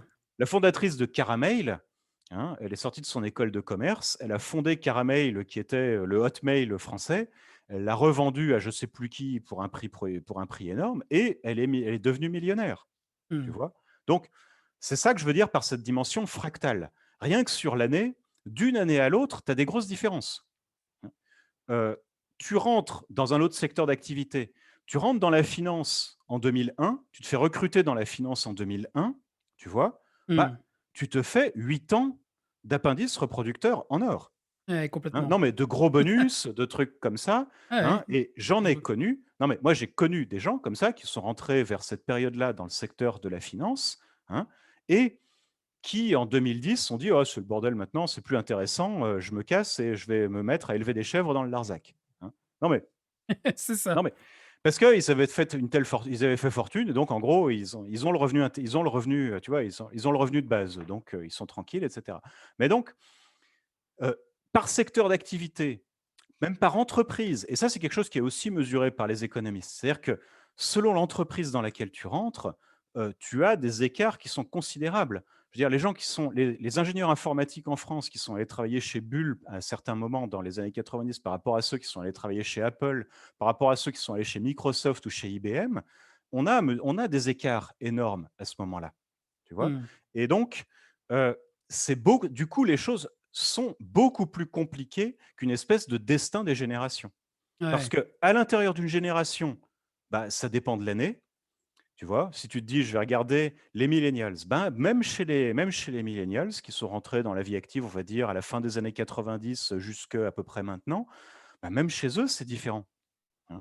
bien sûr. C'est pas pareil de rentrer dans la vie active en 2005 ou en 2007. C'est pas pareil de chercher un stage dans une université en 2017 ou en 2020. Totalement. Et tout ça, enfin, tu vois, tout ça, ce sont des écarts qui sont beaucoup plus significatifs que l'appartenance à une génération. Et en fait Et et surtout qu'il y a vraiment quelque chose aussi, que là où tu rentres pour commencer, le secteur dans lequel tu es dirigé, va aussi surdéterminer la suite. Moi, je me rappelle d'une scène du film de Pierre Carl, là, sur Pierre Bourdieu. Il y a Bourdieu qui arrive dans une salle et il parle à des ouvriers. Il y en a un qui dit: «Bah, voilà, moi, on m'a dit de faire fraiseur parce qu'à l'époque, c'est de ça dont on avait besoin. J'ai fait fraiseur et puis, bah, voilà, au bout de quelques années, on me dit: "Il y a plus besoin de fraiseur"». Donc je me retrouve comme un couillon avec mon diplôme de fraiseur, sauf qu'il y en a plus mmh, besoin. Qu'est-ce que je fais, quoi? C'est là ouais, où, les classes sociales reviennent tout de suite, tu vois? Tu parlais des types qui oui, étaient oui, chez Apple, les ingénieurs, machin, mais c'est vrai que non seulement c'est pas pareil de rentrer dans une année ou une autre, que ce soit 2005 ou 2007, et surtout avoir fait des études ou pas, c'est pas pareil. Rentrer dans un secteur ou pas, c'est pas pareil, et cetera. Donc je pense qu'il y a quelque chose d'important à rappeler aussi à mon avis là-dessus, hein. Il y a toujours cette histoire de classe sociale avec ce que tu dis, le côté un peu fractal, le côté un peu complexe aussi à analyser concrètement. Il y a vraiment quelque chose, que parfois voilà, oui. la question de génération masque complètement, ouais. Je pense, enfin, tu vois, moi, là aussi, par rapport aux formations d'étudiants que j'ai, je forme beaucoup d'étudiants qui rentrent dans le secteur bancaire après, tu vois, qui rentrent, en fait, c'est eux qui vont ensuite être les chargés de clientèle dans les banques et ce type de choses. Mmh. Ben, même chez eux, rien qu'entre banques, faut voir la différence qu'il peut y avoir. C'est-à-dire que, il y a des banques qui traitent leurs salariés comme de la merde, pour être clair, hein, qui les traitent vraiment, de manière, épouvantable, et Mmh. d'autres dans lesquelles les gens disent: «Mais j'ai pas envie de partir», et où c'est à la limite, c'est même presque un problème parce que les gens sont bien à un poste et du coup, alors qu'il faudrait pour leur carrière, enfin, j'ai eu des cadres de ces banques-là dans lesquelles les gens se sentent bien, qui disent: «C'est un peu embêtant parce qu'on aimerait bien que les gens fassent un peu plus de rotation parce que comme ça, ils feraient de l'expérience dans d'autres postes et tout, mais ils sont trop contents chez nous, donc on n'arrive pas à les faire bouger». Non mais c'est con, mais tu vois, enfin, l'entreprise dans laquelle on est, l'année dans laquelle on rentre, le type de boulot, même l'endroit, et cetera, tout ça, c'est des choses qui ont beaucoup plus d'importance qu'une espèce de définition générale des générations. Mmh. Alors, toujours aussi autour de ces questions qui sont considérées comme générationnelles, tu vois, mais qui en réalité ne devraient pas tellement être considérées comme générationnelles. Si tu prends la question climatique, alors là, on change totalement de sujet, mais si tu prends la question climatique, moi, il y a un chiffre que je trouve qu'on ne cite quasiment jamais et qui pourtant, moi, me frappe énormément, c'est que 50% du CO2 qui est en ce moment dans l'atmosphère, qui a été envoyé dans l'atmosphère, a été envoyé depuis le protocole de Kyoto. Depuis 97. Ouais, voilà, c'est-à-dire que depuis ce moment où on a dit: «Il faut intervenir», eh bien, en fait, on a doublé le total. Et ouais, c'est vrai que ça, c'est assez assez Non, mais impressionnant, ouais. c'est impressionnant et surtout, ça change totalement la perspective autour de cette idée que, tu vois, il y aurait des générations qui en ont profité. C'est-à-dire les gens des années 60 qui avaient leur bagnole de 3 tonnes, qui, faisait du Mmh. 15 litres au 100, et que nous maintenant, eh bien, on a les taxes sur le diesel. Tu vois? Enfin, ce qui est pas, enfin, c'est pas tout à fait le propos, mais en gros, le passé impose son poids sur le futur. En réalité, c'est le présent qui impose son poids sur le futur. C'est le présent maintenant, c'est notre situation maintenant qui est le coût, si j'ose dire. Enfin, tu vois, je ne voudrais pas le présenter sous cet angle-là, mais quand on dit c'est une génération qui en a profité par rapport à d'autres, c'est plus compliqué que ça. Mmh. On est, enfin, quelqu'un qui est né aujourd'hui. Ça va le micro, c'est bon? J'ai bougé un peu un réglage, ça va? Moi, de mon côté, ça va. Dans le chat, Parfait, j'ai l'impression que ça va aussi. Il y a quelqu'un parfait. qui dit, «Il faut quand même ramener ça à la population». C'est vrai, tu vois? Typiquement, émettre du CO2, c'est pas pareil quand tu es dans les 10 les plus pauvres et les 10 les plus riches. Il y a cette fameuse vidéo de Groland, là, qui est très marrante, où tu vois une famille modèle qui mange bio, qui se déplace à Mmh. vélo et cetera. Puis d'un seul coup, ils partent en vacances à 5 en prenant l'avion pour aller à New York, reprendre l'avion ensuite pendant 10 jours et cetera et en fait, tu vois que le compteur Oui, explose, oui. quoi. Donc c'est vrai que Ah du oui, oui, coup, parce qu'il faut se détendre parce que bouffer que des légumes crus à longueur d'année, c'est quand même dur, quoi. c'est Donc, ah ouais, ouais, non, puis, on choisit ses priorités dans les combats, on ne peut pas tout faire en même temps. Je exactement, co exactement. Non, mais donc là aussi, cette question environnementale, la lier à une dimension, d'âge et de génération, c'est une enfin, ça ne correspond pas à la réalité et mmh, ce que je voulais ajouter aussi, c'est que quand tu regardes les générations précédentes relativement proches, dans les années 80, il y a eu des problèmes environnementaux et ça a été enfin, les années 70 et les années 80 qu'on associe enfin, tu vois, qu'on associe, on dit: «Ouais, c'est les boomers, qui les branleurs, machin et cetera». Mais quand ils pensent, Greenpeace et la protection des espèces, le développement, enfin, tu sais, tout le mouvement enfin, tout le mouvement de la protection des espèces, hein, la protection des baleines, et cetera, c'est les années 70, hein. Ce sont ces fameux hippies, fumeurs de joints, machin, et cetera, qui, sont liés à ça. Dans les années 80, c'est la période dans laquelle on a mis en place des mécanismes de réglementation de la pollution. Enfin, le Clean Air Act aux États-Unis, c'est les années 70. La réglementation de la pollution au SO2, c'est les années 80. La question des pluies acides. Tu vois, quand tu parles de ça, enfin moi, les pluies acides, moi, quand j'étais au collège, c'était le truc, on nous en parlait tout le temps en nous disant, en gros, enfin voilà, on va pas s'en sortir. Tu regardes un film comme Robocop, qui était un film d'anticipation des années 80, tu vois des gens qui se tartinent d'un espèce de crème solaire épaisse comme ça, parce que ils veulent monter, enfin, parce que ils disent qu'il y a enfin, il y a plus de couche d'ozone et donc c'est dès que tu vas dehors un peu au soleil, tu vas choper le cancer, tu vois. La couche d'ozone, les pluies acides, tout ce type de tout et les questions de la protection des espèces, ce sont tous des sujets qui datent de cette période, tu vois. mmh, Et dans ce sens-là, le problème qu'on a aujourd'hui, c'est peut-être que nos problèmes d'environnement sont beaucoup plus compliqués, hein. Ils sont beaucoup plus difficiles à résoudre, ça c'est vrai, hein. Le réchauffement climatique, c'est un problème redoutablement compliqué, totalement. mais aussi, peut-être que c'est aussi parce qu'on est dans un problème qui est beaucoup plus international, plus qu'intergénérationnel. C'est-à-dire que la question aujourd'hui, c'est la question des pays émergents, c'est la question de la Chine qui brûle du charbon, c'est la question des États-Unis. Enfin, tu vois, c'est plus une question entre pays. D'un certain point de vue, dans les années 80, on était dans dans des clubs de pays qui étaient à peu près tous similaires, Mmh mh. hein. En gros, une fois que tu avais les pays européens plus l'URSS, tu avais à peu près réglé tous les. Enfin, si tu les mettais ceux-là d'accord, tu avais réglé tous les problèmes. Et c'est d'ailleurs comme ça que la question enfin, que les questions environnementales étaient résolues. C'est que ces régions-là disaient, bah oui, ok. Voilà. Et maintenant, eh bien, il y a plus d'acteurs, c'est plus compliqué, il y a des populations plus grandes, ce sont des problèmes d'une nature différente, et c'est pas un problème tant de génération que de complexité. Mmh. Sur le dernier point, sur la question du Covid, là, je voulais revenir sur la question de la formulation. C'est-à-dire, tu sais, quand on dit on sacrifie les jeunes générations pour les vieux. Mmh mh.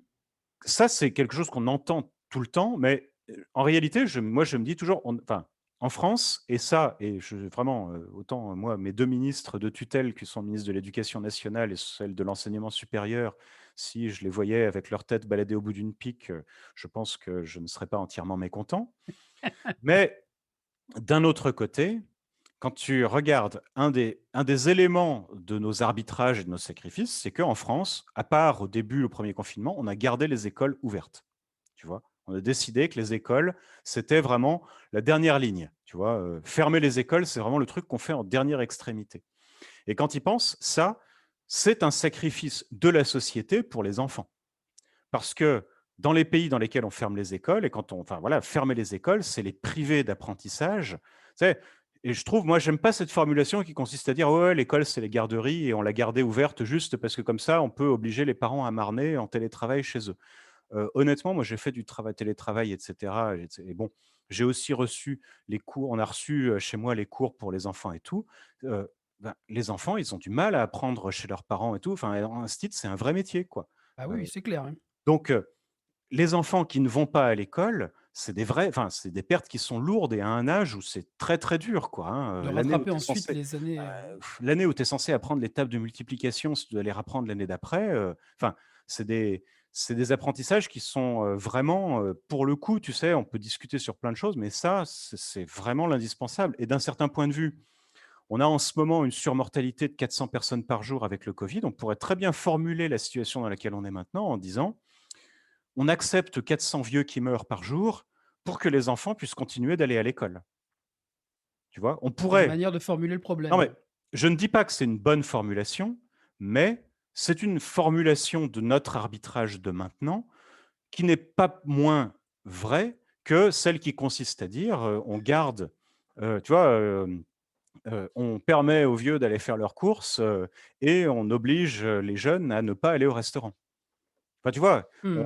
On a tout le temps ce côté, les jeunes, ils ont plus de vie et ils peuvent pas machin, ce qui est vrai. Mais là encore, on est face à un arbitrage qui est plus compliqué que tout pour les vieux, rien pour les jeunes. Hein.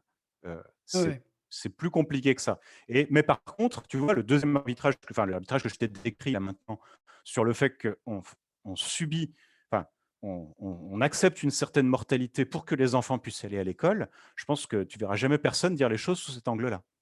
Alors que, bah, pourquoi on ne le présenterait pas? Et ça, je pense que c'est le côté un peu pernicieux de cette description de notre situation dans laquelle on fait toujours tout pour les vieux, tu vois? Et c'est ça que je trouve que dans ce sens-là que ce discours sur la lutte des âges est nuisible. Il est, c'est un propos qui aboutit, enfin, qui aboutit à nous mettre des œillères sur ce qu'est la réalité des arbitrages qu'on fait.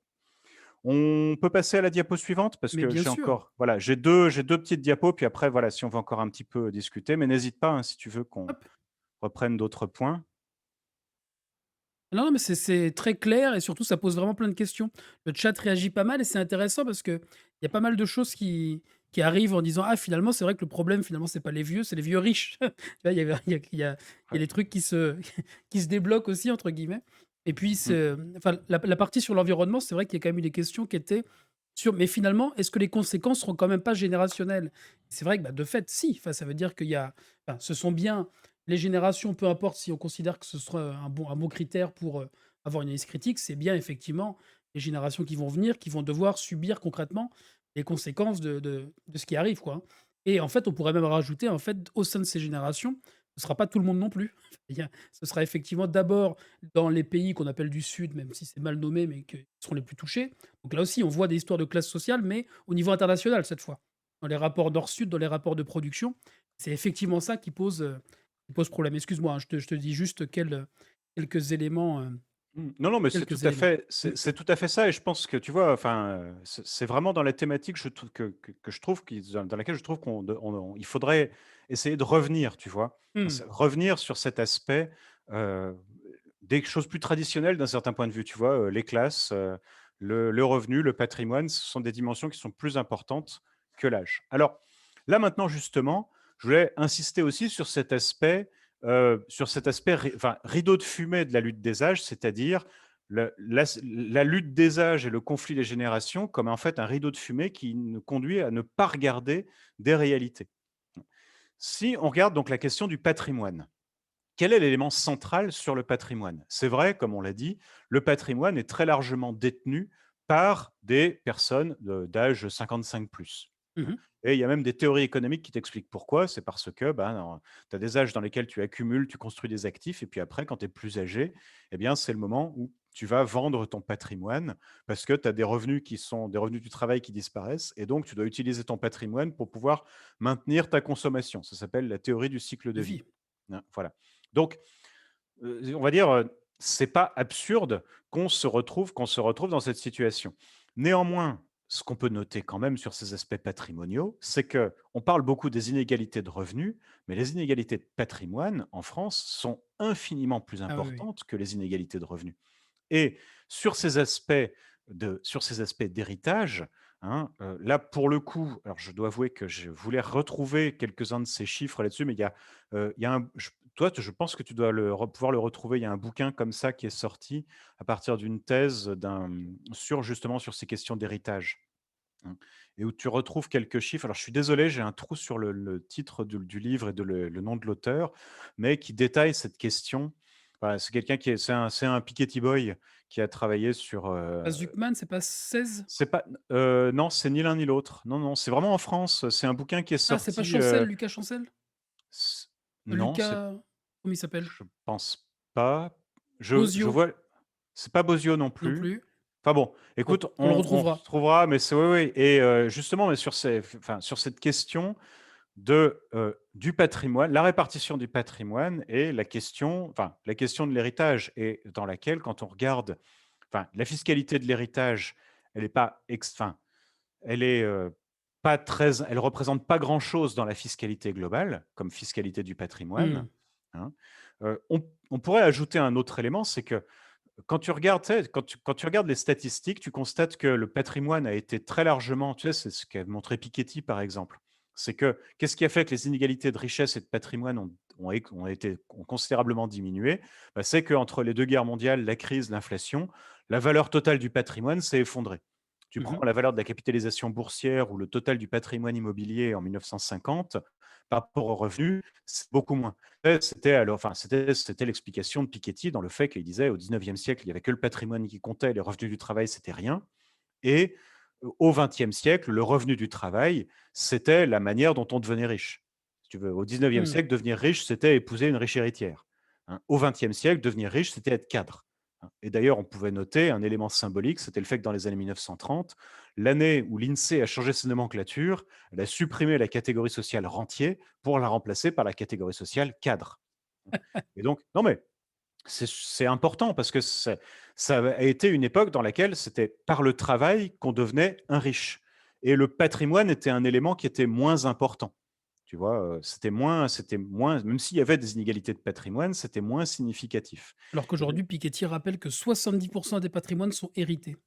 exactement et donc C'est impressionnant. les patrimoines sont de plus en plus hérités et leur valeur est de plus en plus importante. Et oui, c'est Tu vois? ça. Le poids des patrimoines est de plus en le pa poids des patrimoines est de plus en plus important et donc dans ces conditions, on parle beaucoup de revenus universels, de répartir les revenus, et cetera, mais une vraie question, c'est de faire en sorte qu'il y ait plus d'égalité au niveau du patrimoine et de ce point de vue-là, alors moi, il y a plusieurs points que je voulais présenter là-dessus, sur cette question de est-ce que c'est un problème générationnel ou un problème de classe? Et je pense que pour le coup, le patrimoine est un vrai problème de classe plus que de génération.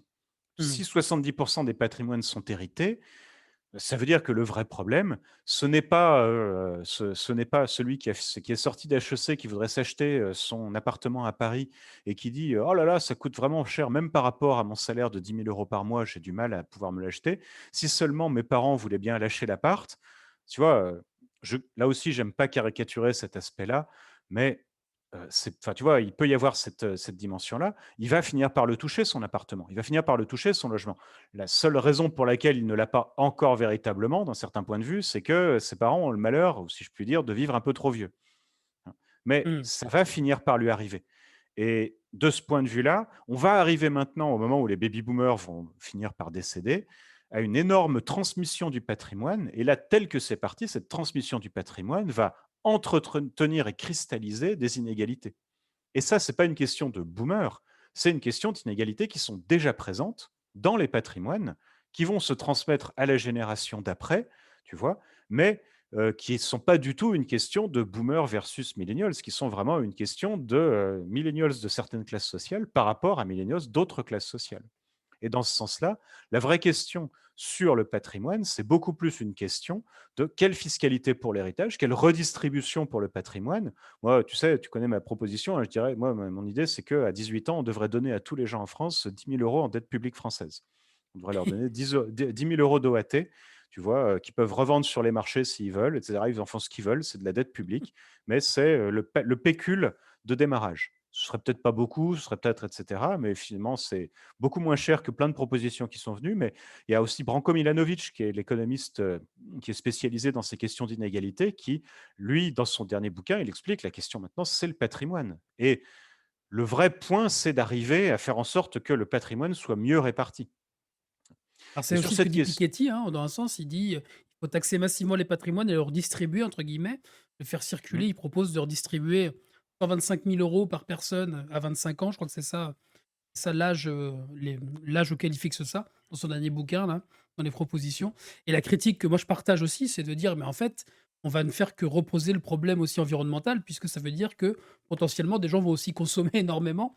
On aurait plutôt besoin en fait de à partir de ce patrimoine, de faire des choses plus collectives quoi et d'utiliser ça, heu, collectivement. Bon, ça c'est une vraie discussion politique derrière, de politique économique, mais qui est pas inintéressante. Mmh. Tout à fait, tout à fait. Mais en tous les cas, le patrimoine, c'est quand même un sujet qui est pas tant cité que ça. Enfin, tu vois, qui est pas, on le présente toujours assez mal, c'est-à-dire en faisant des comparaisons patrimoine-revenu. Tu Mmh sais, mh. X personnes, enfin bon, c'est les fameuses statistiques d'Oxfam, dans lesquelles je me suis, élevé, un très grand nombre de fois et cetera. Mais tu vois, je trouve que c'est un débat qui est frustrant parce que, plutôt que le revenu universel, le patrimoine universel, c'est pas tout à fait enfin, c'est un débat qui me paraît plus adapté à l'avenir. Mmh, Et oui. la question de qu'est-ce qui va se passer avec ce patrimoine qui est parce que, tu vois, sur cet aspect, aujourd'hui, quand on hérite à 50 ans, alors qu'avant, on héritait beaucoup plus jeune au moment où on en avait besoin. Mais en pratique, le patrimoine, la raison pour laquelle le patrimoine reste chez les gens très âgés, c'est que c'est une forme d'assurance contre le risque de grand âge, hein. Un EHPAD potable, c'est-à-dire dans lequel, on ne te laisse pas, croupir, dans ton caca, quand tu peux pas te lever, pour être Mmh. clair, c'est 3 000 balles par mois, hein. Non mais, c'est Ah mais pour moi minimum. c'est un scandale absolu, hein, Non mais c'est les et EHPAD, c'est donc et pour avoir un truc qui soit correct, c'est ce type de prix, donc 3 000 € par mois et donc tu te dis que enfin, là, pour le coup, on peut s'identifier. Tu es quelqu'un qui a 70-75 ans.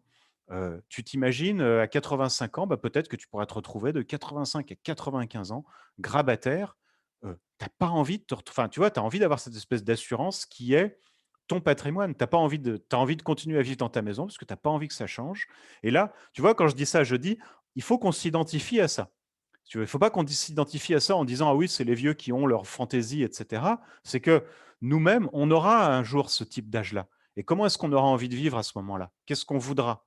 Et toucher, si tu veux, récupérer, l'éventuelle maison familiale à 55 ans, ça peut sembler être trop tard. «Ah oui, j'ai plus les études des enfants à payer, j'ai plus, tout ce que j'avais à faire avant». En réalité, c'est une assurance pour ce grand âge dans lequel, si tout va bien, bah, peut-être qu'on n'en aura pas besoin. Peut-être on pourra se débrouiller comme ça à 85 ans, on fera un arrêt cardiaque en faisant une balade à vélo et puis ce sera tout et voilà. Mais peut-être aussi que on va se retrouver dans la dépendance et la dépendance, elle est maltraitée. Elle est pas bien prise en compte et ce jour-là, quand le jour où tu es dépendant, si tu as pas du capital, tu es dans la merde. Point. pour ça que moi je fais partie de ceux qui pensent qu'on devrait gérer ça collectivement via, la sécurité sociale, via des cotisations et cetera et pas via les patrimoines individuels. C'est là où il y a des vraies questions, hein, de choix aussi de société de, qu'est-ce qu'on laisse entre guillemets à des parties individuelles? Parce que concrètement, là on fait un peu dans la débrouille, chacun s'occupe un peu de ses vieux comme il peut et qu'est-ce qu'on décide de gérer collectivement et du coup avec quelles ressources? Assis sur quoi? Et c'est ça du coup le débat politique aussi à mon avis, hein, derrière. Le Tout débat à fait, économique. tout à fait. Mais en tous les cas, du coup, cette question du patrimoine, elle sort du coup de cette dimension, tu vois, générationnelle et Mmh. les uns ont tout, les autres n'ont rien. C'est plus une lutte entre enfin, c'est plus une lutte des âges, c'est vraiment une lutte des classes pour le coup, cette question du Ouais, ouais, patrimoine. complètement. Voilà. L'autre point aussi et là, je voulais commenter parce que tu vois le graphique qui est sur la droite là, il Ouais, indique l'évolution des revenus par classe d'âge, c'est une évolution par l'INSEE, tu vois, entre ouais. 2000 et Celui-là, 2018. il fait sauter au plafond. Ah, tu regardes ça, ça fait sauter au plafond, tout à fait. Tu te dis: «Punaise, moins de 30 ans, moins 3,30 5 enfin, c'est vraiment si tu voudrais chercher l'ensemble, tu te dirais: «Mais punaise, il y en a que pour les vieux». Mais Mmh. quand tu regardes 10 ans, tu vois, les taux, les générations pour qui ça augmente, tu vois, c'est 65-74 et 75+. Les générations pour qui ça augmente. On est à 7 sur 10 ans. C'est même pas 1 par an, hein. Enfin, en termes d'augmentation du revenu. C'est même pas c'est même pas 1 par an. Je veux dire, enfin, par rapport à d'autres critères type, tu vois, l'évolution du salaire minimal, l'évolution des salaires, et cetera, tu te dis, mais enfin, même selon les standards des années 90, moins de 1 par an comme augmentation du revenu. Et là, je parle des catégories privilégiées, hein, Mmh mh. ceux qui ont des 7 Tu te dis, ah ben, c'est ce qu'on peut faire de mieux.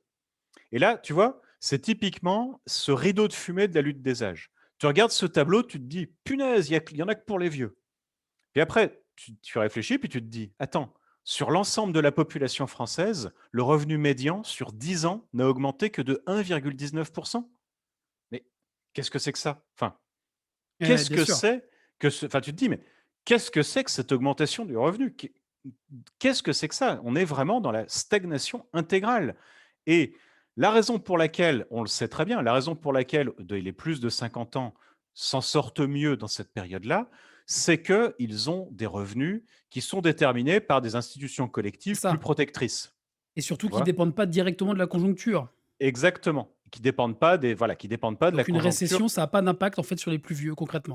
Exactement. Alors que pour les autres, eh bien, pour les autres, ça les pénalise. Eh oui, Mais est-ce que la solution, c'est de dire: «Il faut que tout le monde en chie», eh ou est-ce oui. que la solution, c'est qu'il ne faudrait pas être autre chose? Et de ce point de vue-là, et c'est ça que je voulais mettre dans mon point sur la croissance, c'est que, heu, qu'est-ce qui s'est passé? Oh là, on va rester juste sur cette décennie, mais qu'est-ce qui se passe du point de vue de la croissance? Alors je sais, et là j'imagine que parmi tes auditeurs et avec toi, on pourra avoir cette discussion sur le bien-fondé de la croissance et cetera. Mmh. Mais de fait, la faible croissance en Europe résulte, alors si on regarde la question de la croissance, c'est ce que je vais mettre avec mes 3 points, c'est que premièrement, on est dans un contexte aujourd'hui où la croissance, elle est vouée à être moins forte. On n'aura pas la croissance des 30 glorieuses. On ne va pas avoir 10 années à 4,5%, 5%. Il y a peu de chances pour qu'on ait ça. D'accord. C'est un consensus à peu près pour les économistes, parce qu'on a des économies très avancées. Enfin, il y a plein de caractéristiques qui font que nos économies, on a des sociétés qui sont plus vieillissantes, la démographie n'est pas la même. Enfin, il y a plein de facteurs qui sont un peu des vents contraires pour la croissance économique, qui font que on, on est amené à avoir un contexte qui sera un peu contraire. Un Mais très grand dans ce débat ça chez les économistes, hein, sur, Oui, oui, c'est un où débat. sont les sources et cetera, puis on cherche, on cherche et on Voilà. trouve pas Enfin, grand chose. en tout cas, si tu veux, on va dire que si on voulait chercher un consensus, c'est qu'il y a quand même pas mal de raisons pour dire que, Oui, oui. on va pas avoir, enfin, voilà, je me souviens que du rapport Attali, il y a eu quelque temps, dans lequel il disait: «Oh, faut que pourquoi la Chine est en train de croître à 7 par an, pourquoi est-ce qu'on fait pas pareil?» Duglan, la Chine est en train de faire un pays en transition. Nous, on est des pays avancés, c'est pas la même chose, quoi, voilà. Enfin, ce que j'aurais pas dû dire Duglan, mais bon, C'est trop tard, tant c'est pis, sorti. c'est trop tard. T'inquiète pas, Mais on ne va pas le clipper. bon, ça va alors. Bref, en tous les cas, donc de base, un pays avancé est dans un contexte qui est pas tout à fait, enfin, qui est pas tout à fait le même. Malgré tout, dans ce contexte contraire, tu vois, qui fait on peut pas espérer grande chose point de vue croissance. Dans ce contexte contraire, euh, on a fait des choix dans cette période 2008-2018 en Europe qui étaient des choix lourds. On a fait le choix de l'austérité, on a fait le choix de s'imposer une crise de la zone euro Ah oui, alors qui ça, n'était pas nécessaire. Enfin voilà, on pourrait dire, on aurait pu faire autrement, hein. Et c'est le moins qu'on puisse dire. on sait ce que ça aurait pu être de faire autrement, hein. Si on comprend la période 2000-2010, l'Europe et les États-Unis sont à peu près sur la même trajectoire économique, hein. 2010-2020, les États-Unis sont sur une trajectoire qui est bien plus favorable que la nôtre. Il n'y a pas de raison à ça autre que des choix politiques. Mmh. Et des choix politiques, des idéologies, des décisions. On peut peut-être dire, peut-être que c'était, enfin voilà, on peut prédiscuter, c'était bien, c'était pas bien, etc. Mais il n'y a pas de fatalité à cette faible croissance qui soit autre que des choix politiques. Et ces choix politiques, ce ne sont pas des choix enfin, qui sont une forme d'exploitation ou que, tu vois, on est sur autre chose, on est sur un autre thème, tout simplement. On peut questionner les choix politiques. Et pourquoi pas? Après, on peut se poser la question, est-ce que l'Union européenne était vraiment une si bonne idée que ça? Est-ce que la monnaie unique était une si bonne idée que ça? Tu vois, il y a des tas de débats autour de ça pour dire pourquoi est-ce qu'on s'est retrouvé dans cette situation depuis 2010, hein. Mmh. C'est un débat qui est tout à fait respectable, hein, et dans lequel il y a des tas d'arguments très intelligents qui peuvent être avancés, mais on est totalement à côté de cette question de l'âge. Et donc, quand on regarde ce tableau qui est ici, qui, comme tu l'as dit, donne envie de sauter au plafond, la réalité de ce tableau, c'est qu'on a choisi de se trouver comme ça. Et Et oui, que, l'essentiel c'est ici, c'est le 1,19 quoi. ben oui, le problème, c'est le 1,19% sur 10 ans. C'est-à-dire que quand le gâteau n'augmente pas, si quelqu'un garde sa part, eh bien, et enfin, si quelqu'un voit sa part augmenter même d'un tout petit peu, il y a quelqu'un qui aura moins. Mais le vrai problème, c'est ça, c'est pourquoi est-ce que le gâteau n'a pas augmenté alors qu'il aurait pu le faire? Mmh. Alors qu'il n'y avait rien d'inéluctable dans cette situation. En guise de conclusion, on fait la dernière diapo. Alors, quand je dis conclusion, c'est conclusion par rapport à mon discours à la Fidel Castro. hein. Mais, après je te propose qu'on reprenne, enfin, on peut discuter un petit peu, Ouais, qu'on sur fasse une d'autres, petite séance un s peu de débat voilà, un peu de débat avec avec notre le chat. public, hein. Voilà, tout à fait, avec plaisir. Et attends, j'essaie de voir, voilà, de mon côté sur mon téléphone, voilà. Et donc, ben, on conclut sur cette question de, l'âge d'or et cetera et cetera. Et là, il y a quelques points, en fait, dont on a déjà un petit peu parlé. Moi, il y a 2 choses ici qui me semblent importantes autour de ce débat sur l'âge. Une première chose, c'est que ce débat sur l'âge, c'est un retour du mythe de l'âge d'or. C'est un discours du paradis perdu. D'accord? Ceux d'avant, ils ont eu tous les avantages, hein. C'est-à-dire, mai 68, oh là là, c'était la grande liberté, ils pouvaient courir tout nus en écoutant de la bonne musique. Nous, aujourd'hui, c'est plus pareil, et cetera. On n'est plus dans ce genre de choses. Ou alors avant, ils avaient les 30 glorieuses. Enfin, les gens, enfin, quand on monte un peu en âge, moi, j'ai pas vécu cette période-là, et cetera, hein. J'étais pas hippie dans les années 70, j'étais trop petit, hein. Mais, je veux dire, quand tu commences à arriver à certains moments comme ça, tu arrives au moment où tu sais, les gens te disent: «Ah mais cette période-là, c'était vraiment super». Tu vois? Moi, j'ai ça par rapport aux années 90. Je me souviens des années 90 parce que, bon, je les ai vraiment vécues, comme adulte. Et quand on me dit: «Oh là là, mais qu'est-ce que tu as eu comme chance de vivre à ça, les débuts d'internet, c'était formidable, les startups et tout», très franchement, les gens, ils râlaient tous autant qu'avant, hein, i j'ai non, mais sur la conjoncture économique et tout, enfin voilà, on avait des débats qui étaient, d'une grande acrimonie et cetera. La raison pour laquelle on est arri enfin, Jospin est arrivé en 98 en disant: «Il faut faire les 35 heures», c'était on a essayé tellement de trucs dans tous les sens pour lutter contre le chômage qu'on sait vraiment plus quoi faire, quoi. C'était enfin, il y avait un sentiment de désespoir à cette période-là qui était quand même en ter je parle par rapport aux questions du chômage et cetera, qui était quand même vraiment significatif. Et tu dis ça maintenant, les gens te disent: «Ah ouais, mais les gens qui ont commencé à bosser à ce moment-là, c'était formidable et tout». Enfin, voilà, donc je pense qu'il faut vraiment relativiser, voilà, il faut toujours relativiser ce genre Ne de jamais choses. Et là mythifier aussi les époques. C'est comme quand je regarde un film voilà, avec Gabin, il faut pas que je croie que c'était la fête tout le temps. Ils mangeaient des grosses pièces de viande entre beaux copains toute la voilà, journée. Voilà, faut pas exactement. Et croire qu'il y a moi un mythe d'avant. exactement. Moi, enfin, là aussi pour un petit côté anecdotique, ma mère, qui était prof aussi, parce que je suis d'une longue lignée de profs les uns après les autres, et ma mère, en fait, a eu le CAPES en 68. Donc voilà. Et je peux dire qu'elle a passé sa vie entière à ce que les gens lui rigolent dessus en lui disant: «Mais tu as passé le CAPES en 68», ou en l'année où on le donnait dans une pochette surprise, et cetera, et cetera. Et en fait, ma mère, elle était, tu sais, à ce moment-là, elle habitait chez ses parents et tout, elle était complètement, enfin vraiment, elle a bossé tout le temps. Elle a rien vu de ce qui se passait en mai 68, mais vraiment rien, tu vois? Elle est passée son CAPES, elle a bossé tout le temps, tous ces trucs, et cetera, et puis elle est arrivée et puis, enfin, et donc, quand on lui dit après: «Mais voilà, enfin, ça lui est passé complètement à côté, quoi». Et je pense que, tu vois, nous, on a maintenant, personne ne veut nous montrer des vidéos de tous ces gens pour qui, l'année 68, c'était pas grand-chose. On a tous, voilà, Cohn-Bendit, les hippies, on a Woodstock, on voit c'est ça qu'on voit à la télé. Donc on a vraiment un grand biais Ouais, on te par montre jamais rapport les classes populaires concrètes de bah, l'époque et la oui. difficulté du travail, la difficulté des relations de travail aussi à l'époque et cetera, hein. Enfin, Bien sûr. voilà, enfin, ce décalage complet qu'il y a eu entre ces étudiants un peu bourgeois, un peu fortunés qui, sont allés jucher sur des Renault, commencer à aller lire le petit livre rouge de Mao, auprès d'ouvriers de chez Renault qui en connaissaient d'autres et qui, voilà, avaient déjà eu des discours et qui savaient ce que ça voulait dire, quoi. Cela Donc, dit, n'oublions pas que 68 est d'abord un mouvement ouvrier, avant d'être un mouvement étudiant. Ça, il y a des ça a été les 2, c'est ça a ça. été les 2 tout à fait, mais disons, on va dire la convergence des luttes, a généré quelques frictions et C'est le moins qu'on puisse dire. les voilà, les Mao Spontex qui ont dit: «Je vais aller travailler à l'usine pour, m'imprégner de des valeurs de la classe ouvrière», sont vite ensuite retournés écrire des articles dans l'IB, Mais hein. c'est ça, au fait, oui, en plus, la difficulté, c'est qu'eux, ils pouvaient y aller en disant: «Je vais me faire un peu le sens de la vie dedans», mais ils pouvaient toujours repartir parce qu'ils avaient, le capital culturel suffisant pour avoir, des opportunités ailleurs. Ce qui a fait effectivement aussi quelques frictions en Mmh. interne dans les boîtes.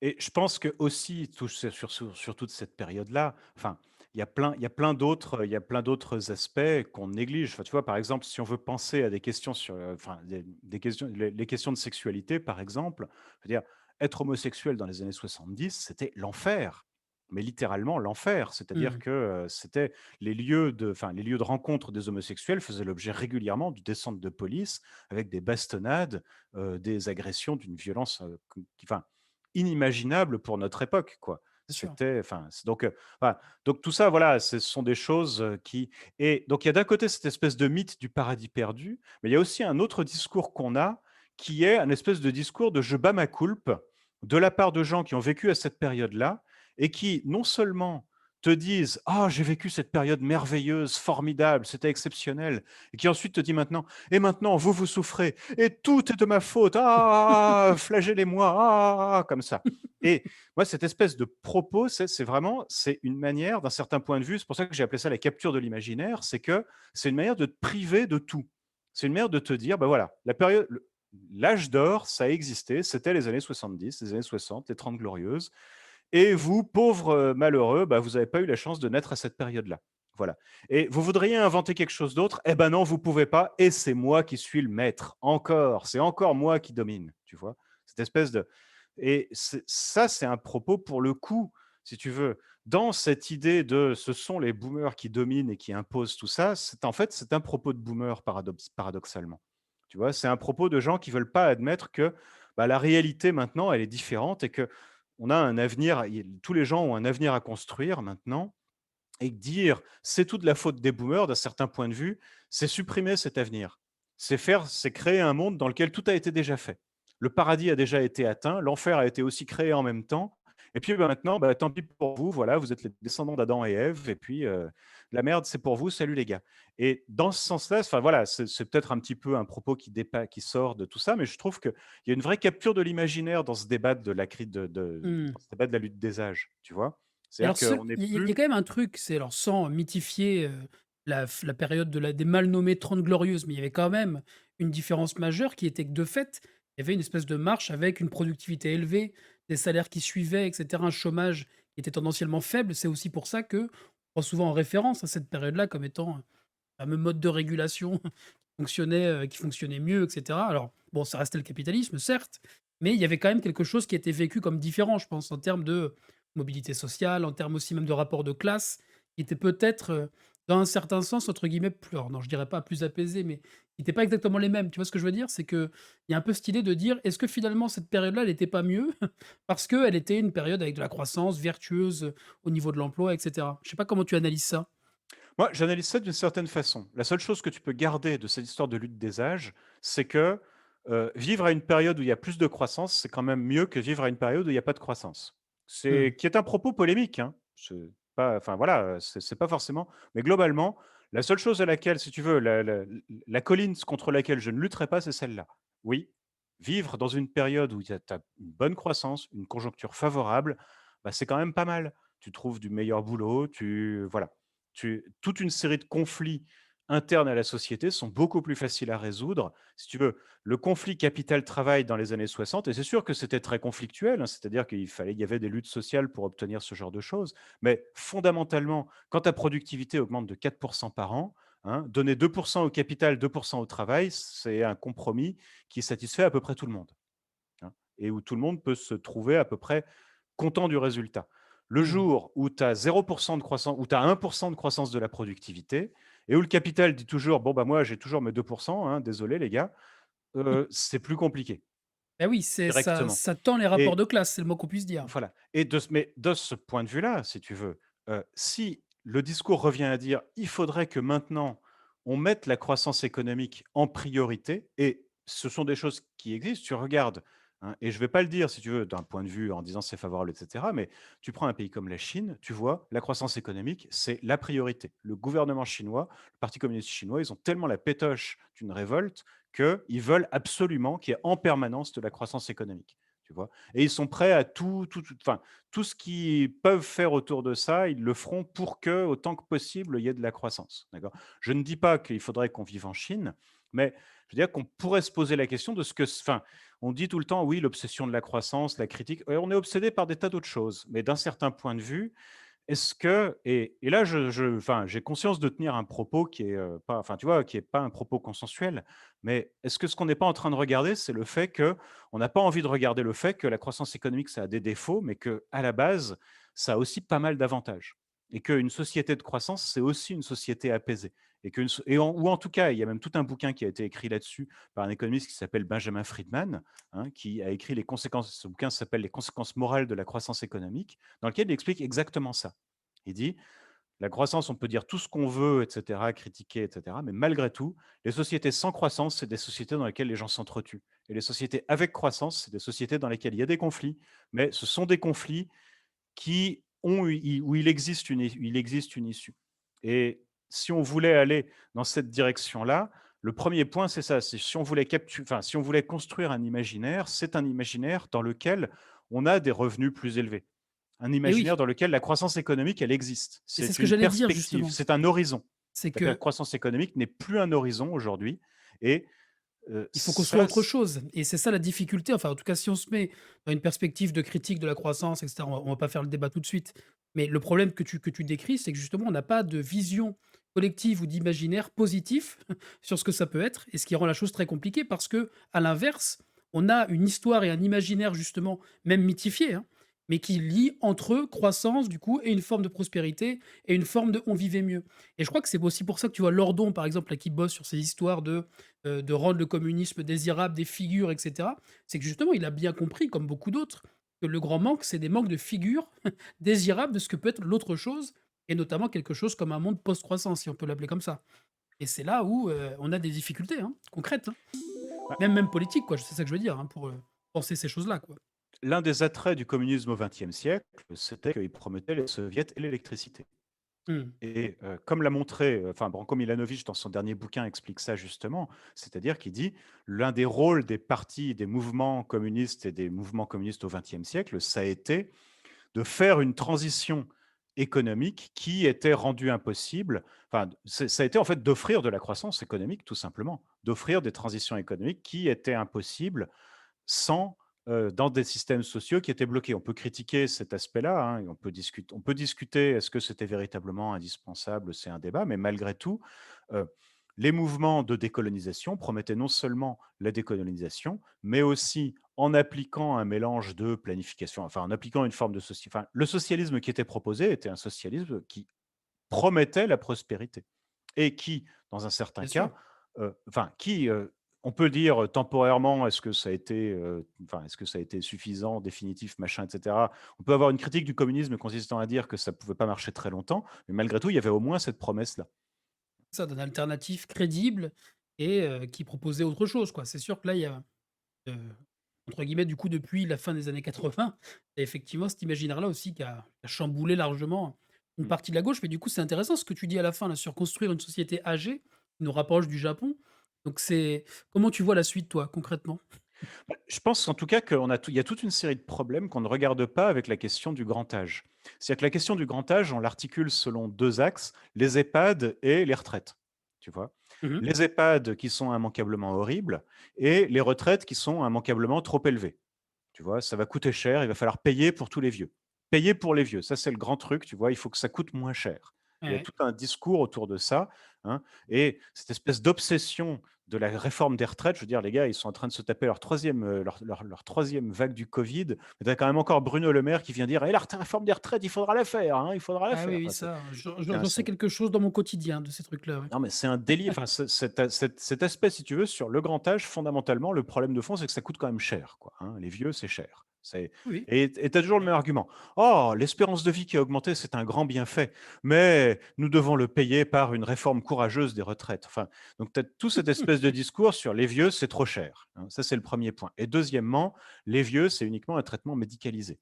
Tu vois, c'est uniquement les EHPAD, alors ça coûte très cher, c'est médical, il faudrait créer des places d'hôpital, enfin, tu vois, il n'y a pas de vie qui est envisagée autour de cette question de qu'est-ce que ça va être que de vivre dans une société dans laquelle tu as beaucoup, beaucoup, beaucoup de gens qui sont très âgés.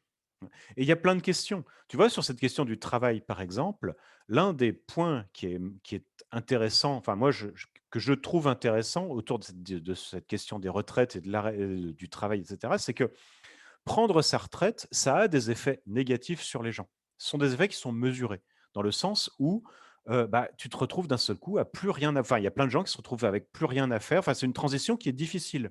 Tu vois? Quand tu te retrouves à un âge assez avancé, devoir faire cette transition où tu es actif, voilà, tu as une vie sociale, tu as un statut et cetera, où d'un seul coup, tu te retrouves, avec toute une vie à reconstruire, à redéfinir. C'est quelque chose qui a des conséquences, ce sont des conséquences qui sont mesurées, hein. C'est-à-dire que pour rester sur le cas du Japon, les taux de suicide au Japon explosent Mmh. entre 65 et 80 ans. Après, ça s'effondre. En gros, ceux qui ont survécu, ils ont trouvé comment survivre après, ils savent comment faire, et donc ceux-là, ils poursuivent. Mais non, mais ce sont des débats qui sont passionnants. Qu'est-ce qu'on peut faire, etc. Tu vois, je t'ai parlé aux États-Unis, les vieux qui ont la social security qui est trop faible et qui décident de devenir gardien de motel à 75 ans. C'est pas ça qu'on veut faire. Mais d'un autre côté, une société dans laquelle les personnes âgées ne sont pas que des consommateurs qui reçoivent un revenu et qu'on regarde en disant: «Ah, ils ont de la chance, ils touchent des revenus sans rien faire», mais sont des parts intégrales de la société. On a tout à construire dans ce domaine-là, hein. On peut dire, que peut-être qu'il y a des gens dans le chat qui étaient là-dessus, qui en ont parlé, mais tu vois, sur tout cet aspect, enfin, sur tout cet aspect, autrefois, on avait des familles dans lesquelles tu avais toutes les générations qui vivaient sous le même toit. Mine de rien, il y avait des rôles différents pour tout le monde. C'était pas sans difficulté, hein, il y avait des gens qui étaient bien contents de mettre enfin voilà, enfin, il y a tout un roman du 19e siècle autour du conflit qu'il pouvait y avoir quand on avait le vieux à la maison et que enfin, c'était pas si simple, hein. D'ailleurs, même pour les jeunes, hein, les enfants abandonnés sur les portes des églises, c'était aussi une réalité. Mais fondamentalement, le statut dans une société vieillissante, le statut de qu'est-ce qu'on fait entre 65 et 80, après 80? Est-ce que entre 65 et 80, c'est juste tout ce qui nous est offert, c'est les croisières Costa, et après 80, c'est les EHPAD, enfin, c'est les EHPAD de l'ex-Lyonnaise des Eaux? C'est épouvantable comme perspective. Qu'est-ce qu'on a comme perspective? Qu'est-ce qu'on peut construire autour d'une société? Enfin, qu'est-ce que c'est que cette société? Voilà. Et Dans le chat, ça parle de Bernard Friot évidemment, hein, et de l'idée que, les retraités ne doivent pas être considérés comme des inactifs. C'est aussi toute une partie de la thèse de Friot. Et finalement, on n'arrête jamais de travailler, de produire en tout cas quelque chose. Et dans un sens, c'est quelque chose qui m'interpelle dans cet argument. Alors Sterdignac, par exemple, n'est pas du tout d'accord avec ça. Il estime que c'est un peu une fausse piste. Mais du coup, qu'est-ce que tu penses un peu de ces trucs-là? Parce que je sens que ça y est, là, le moment Friot est arrivé dans le chat. bah, écoute, moi, enfin, je pense que, enfin, je pense que, je pense que, Sterdignac est dans une perspective qui est qui est assez Mmh. traditionnelle sur la retraite, sur le salariat, la retraite et cetera, qui n'est pas une perspective qui est une perspective qui se tient, si tu veux, et qui est pas, mais qui malgré tout, selon moi, néglige, toutes ces questions autour de qu'est-ce qu'on fait. Enfin, qu'est est-ce qu'on peut juste considérer, l'âge comme un arrêt? Et c'est un débat, enfin, moi, je trouve que c'est un débat qui est très difficile parce que, tu vois, je te l'ai dit, moi, je suis très, très hostile à tout ce propos sur réformer les retraites, les machins comme ça, hein, et toutes les solutions qu'on voit, elles reviennent toujours à peu près à la même chose, c'est-à-dire, les personnes enfin, les personnes plus âgées qui vont, soit être purement des consommateurs, soit faire des travaux que plus personne, entre guillemets, «ne veut faire». Je pense que c'est quand même un domaine dans lequel, il y a un point important du secteur associatif, hein. Il y a beaucoup de parts du secteur associatif qui est un secteur productif aussi, dans lequel les personnes âgées jouent un rôle important. Donc ça, c'est quelque chose qui est pas forcément si valorisé, pas forcément si observé, hein, mais voilà, c'est un rôle qui, peut-être est différent du salariat, mais dans lequel on doit trouver autre chose que le salariat, autre chose que, autre chose que la redistribution directe des salaires, à partir des salaires. Est-ce que c'est quelque chose dans lequel, finalement, on est tous rentiers après 65 ans? On est de plus en plus rentiers? Est-ce qu'une société d'avenir, ce serait une société dans laquelle on se construit une rente? Tu vois? Enfin, tu vois, via une redistribution du capital et via son travail, on se construit progressivement une rente pour devenir tous rentiers un peu à l'âge qu'on veut. Et Mmh. les inégalités, ce serait, il y en a qui commencent à être rentiers à 40 ans et d'autres à 60 ans. Ce sera enfin, Le rêve des cette traders, de voilà, moi je fais ça pendant 10 ans, mais c'est parce que comme ça après ouais, et ça puis permet d'être rentier toute ma vie et et on après, j'irai appliquerait élever ça des chefs dans la Oui, mais voilà, c'est ça. est-ce que c'est un rêve si négatif que ça? Tu vois? Parce que, tu sais, on peut le dire, le côté enfin, ça peut avoir des côtés, pénibles d'entendre ce type de choses, mais tu réfléchis, enfin, tu vois, tu te poses la question d'une société d'une société comme celle-là, dans laquelle Mais il manque le finalement, collectif. Ça veut dire que ça bah, vaut parce que certaines personnes, à certains moments, ont sont à la bonne place pour pouvoir justement acquérir ces places-là et puis ensuite décident entre guillemets d'aller, faire des choses bien et pour moi on devrait pas enfin, c'est forcément des moments des décisions collectives. Ça passe par des processus collectifs, je pense. alors ça peut tout à fait passer par des processus collectifs. Là, moi, ce dont je parlais, si tu veux, ça n'était pas tellement c'était pas tellement la manière dont on arrive à ça, mais c'est plutôt la vision d'un mode de vie comme celui-là, tu vois? Ah oui, alors là, Qui est, enfin des gens qui vont dans le Larzac, moi ça me pose aucun problème, au contraire.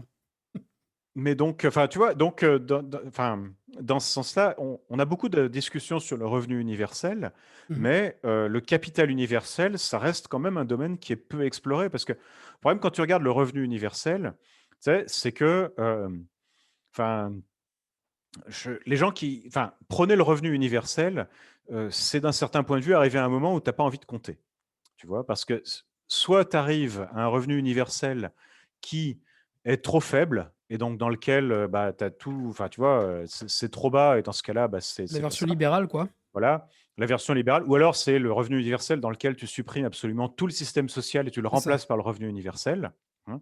Ou alors tu arrives à un truc qui est d'un montant tellement élevé que même en étant objectivement tu vois, même en allant loin, tu arrives quand même à quelque chose où, c'est pas possible que tout le monde, ait un revenu de 60 du revenu moyen. Tu vois? Tu regardes le revenu moyen, tu te dis: «Allez, ce qui devrait être acceptable pour vivre, ça devrait être 60 du revenu moyen», puis après tu te dis: «Ah bah oui, mais» enfin, tu vois, tu arrives à des trucs qui tiennent pas, quoi, hein. Mmh. Et par contre, du point de vue du patrimoine, le patrimoine a pour caractéristique de s'accumuler. Tu vois, les revenus s'accumulent pas. Les revenus, c'est des flux. Mais le patrimoine, lui, s'accumule. Et donc, à quel moment est-ce que, et d'un certain point de vue, c'est un peu marxiste ce que je dis là. Mais Tu sauf qu'il vois, manque quand même quelque chose, si tu veux être marxiste, c'est il s'accumule pour quelles raisons? Et quels sont les rapports sociaux qui font que ça peut s'accumuler? C'est ça aussi, je pense, un peu le problème de Piketty, qui est vachement critiqué par Beer, par Michel Husson et je pense à juste titre. C'est qu'ils ont un peu tendance à naturaliser le patrimoine comme étant quelque chose de bon, bah voilà, c'est un stock de quelque chose qui s'accumule, sans en mmh, oubliant du coup les process sociaux derrière qui font que bah, ça prend une certaine valeur et que cette valeur, elle s'accumule, quoi. Et ça repose de fait sur, bah, des rapports de classe, des rapports sociaux particuliers aussi de dépendance entre des gens qui du coup doivent avoir, des propriétaires de logements. Enfin, c'est là où je pense qu'il y a on tu risque de sais, tomber sur une difficulté avec ce que tu dis sur le patrimoine universel, si on a tendance à le naturaliser comme étant quelque chose qui existe au-delà des rapports sociaux, quoi. tu sais, tu peux penser à quelqu'un comme Valras, par exemple, dont on oublie souvent qu'il était socialiste, hein, mais que c'était, tu vas rigoler avec la phrase que je veux dire, c'était le premier socialiste de marché. Sauf que c'était pas le socialiste de marché dans le sens qu'on entend aujourd'hui, mais c'était un socialiste dans lequel il y avait plus de propriété privée et une économie de marché. C'était l'économie chez Valras, c'est une économie de la location intégrale. Mmh. C'est-à-dire, tout le patrimoine, tout le capital est public, enfin public dans le sens, il appartient à la collectivité et l'économie de marché n'est là que pour, déterminer via, le système de tu sais, le système le fameux système de marché valracien, n'est là que pour déterminer les meilleurs prix, de ce capital qui est intégralement loué. Donc personne n'est propriétaire de son logement, tout le monde est locataire de son logement. Personne n'est propriétaire du capital, tout le monde est locataire du capital dans un système de marché de concurrence parfaite. Là encore, c'est quelque chose qui nous paraît pas, tu vois, mais ce type cette forme, tu vois, quand on est sur cette idée-là, bah, ce sont peut-être des questions sur lesquelles on peut revenir. Ce sont des formes de socialisme qui sont oubliées, mais si on veut être du côté du socialisme, ce sont des idées qui sont peut-être intéressantes et qui d'ailleurs aussi qu'on retrouve aussi ça peut sembler aussi étonnant, mais qu'on trouve aussi chez certains libéraux, où il y a des éléments comme ça d'une critique radicale de la propriété définitive du capital Bien sûr et et qui c'est là où moi je mmh, trouve qu'ils ont été un peu sévères avec Piketty. Alors moi je suis d'accord, hein, sur les apories théoriques chez Piketty de dire voilà, il manque quand même l'explication des rapports sociaux, il manque quand même voilà, une théorie derrière le travail sur les données. Mais par contre, Piketty, il met quand même quelque chose au premier plan. Cette fois, en plus des inégalités, il met en avant la question de la propriété. Et quand même une question marxiste de premier ordre, quoi. Savoir ce que ça veut dire la propriété, notamment privée, ce qui doit revenir au public, au collectif, penser du coup la propriété collective et cetera, il repose ces questions-là. Moi, je trouve qu'on devrait aussi en partie lui rendre hommage de dire: «Ah voilà, il repose une des plus lourdes questions de l'économie politique qui est quand même bien celle de la propriété quoi, hein». mmh. Pas qui est pas une mince affaire non plus, hein, parce que les conséquences politique potentielle et notamment potentiellement radicale qu'il y a derrière en termes d'idées, hein. C'est pas rien, hein. De dire que maintenant du coup, bah, typiquement quelque chose comme le logement, bah, c'est un problème que ce soit quelque chose qui soit laissé à des forces de marché. L'entreprise qui appartienne à certaines catégories de la population, c'est un problème. Que le pouvoir soit dans les mains de quelques-uns, c'est un problème. Enfin voilà, je pense que ça repose quand même de lourdes questions. Et pour juste, filer le truc là-dessus avec, l'histoire des gens qui vont dans le Larzac. Moi, je sais qu'il y a souvent des gens, qui me disent: «Voilà, je vais aller habiter dans la forêt et cetera. Ça me permet de changer le monde». Mais le problème que j'ai avec ça, c'est que si tout le monde va dans la forêt disparaît, tu vois? Donc il y a forcément une discussion collective à avoir sur ce qu'on fait. Un peu comme, si voilà, si on se dit: «Moi de mon côté, j'ai fait ma part» entre guillemets, je me lave les mains parce que je suis parti dans la forêt, et tu laisses en fait tout le reste de la population qui n'est pas capable soit de partir dans la forêt, que s'ils vont avec toi, on va détruire la Mmh. forêt, quoi. Tu vois? Et je pense qu'il y a quelque chose qui m'a assez marqué là-dessus, c'était Jean-Marc Vittori d'ailleurs, éditorialiste aux Échos qui m'a dit ça. Il me dit: «Mais oui, mais tu vois le modèle si on va tous, comme nos parents, de la campagne dans des maisons, en fait, c'est pas tenable. On peut pas tous vivre comme ça, c'est juste pas possible». Ça veut dire qu'on va artificialiser les sols de manière énorme et cetera.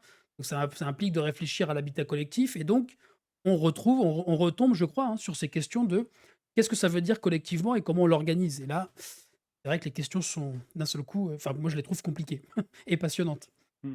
Ah oui, tout à fait, oui. Sur cet aspect des libéraux, hein, là, sur le côté des libéraux par rapport à la propriété privée, hein, c'est Glenn Veil qui a écrit un bouquin là-dessus, dans lequel il mettait toute une série d'utopies qui étaient très bizarres. Enfin, très bizarres dans le sens où, tu sais, ce sont des tas d'idées, tu les écoutes la première fois, tu te dis: «Ah, c'est quoi ces conneries?» Et puis après tu réfléchis, il argumente très bien et cetera, puis tu te dis: «Ah ouais, c'est intéressant». Je suis pas forcément convaincu, mais c'est intéressant. Donc ils partent sur des trucs sur la question du vote, enfin, tu sais, as des tas de trucs sur la théorie du vote quadratique et cetera, mais sur la propriété, son idée, c'est en fait de revenir à un système qui existait dans la Grèce antique, qui était le système dans lequel, en permanence, ta propriété peut se faire racheter. Et donc il disait, on aurait une fiscalité qui est une fiscalité du capital. Donc, mettons par exemple, je sais pas, tu dois payer, je sais pas, mettons, chaque année, 5 ou 10 de la valeur totale de ton patrimoine, tu vois? Le taux est pas très important, mais c'est plutôt un truc comme ça, tu vois? Mettons chaque année, ton taux d'imposition est défini par rapport à la valeur de ton patrimoine et c'est un certain pourcentage de la valeur totale de ton patrimoine. Et là, pour dire: «Comment est-ce qu'on trouve la valeur du patrimoine?» Eh bien, il dit: «Les gens doivent la déclarer». D'accord? Tu dois dire: «Bah, voilà, j'ai une maison qui vaut tant, j'ai des actions, des titres qui valent tant, des terres qui valent tant» et cetera et cetera. Et ce qu'il disait ensuite, c'est que ensuite, pour éviter la sous-déclaration, on crée un système de registre global dans lequel toutes les valeurs des propriétés annoncées par les gens sont affichées et publiques. Et De donc cadastre public, quoi. un cadastre public et quelqu'un peut venir. Donc mettons, toi, tu es propriétaire de ta maison et tu as dit: «Oh, pauvre petite maison, pauvre petite bicoque, elle vaut 50 000 euros».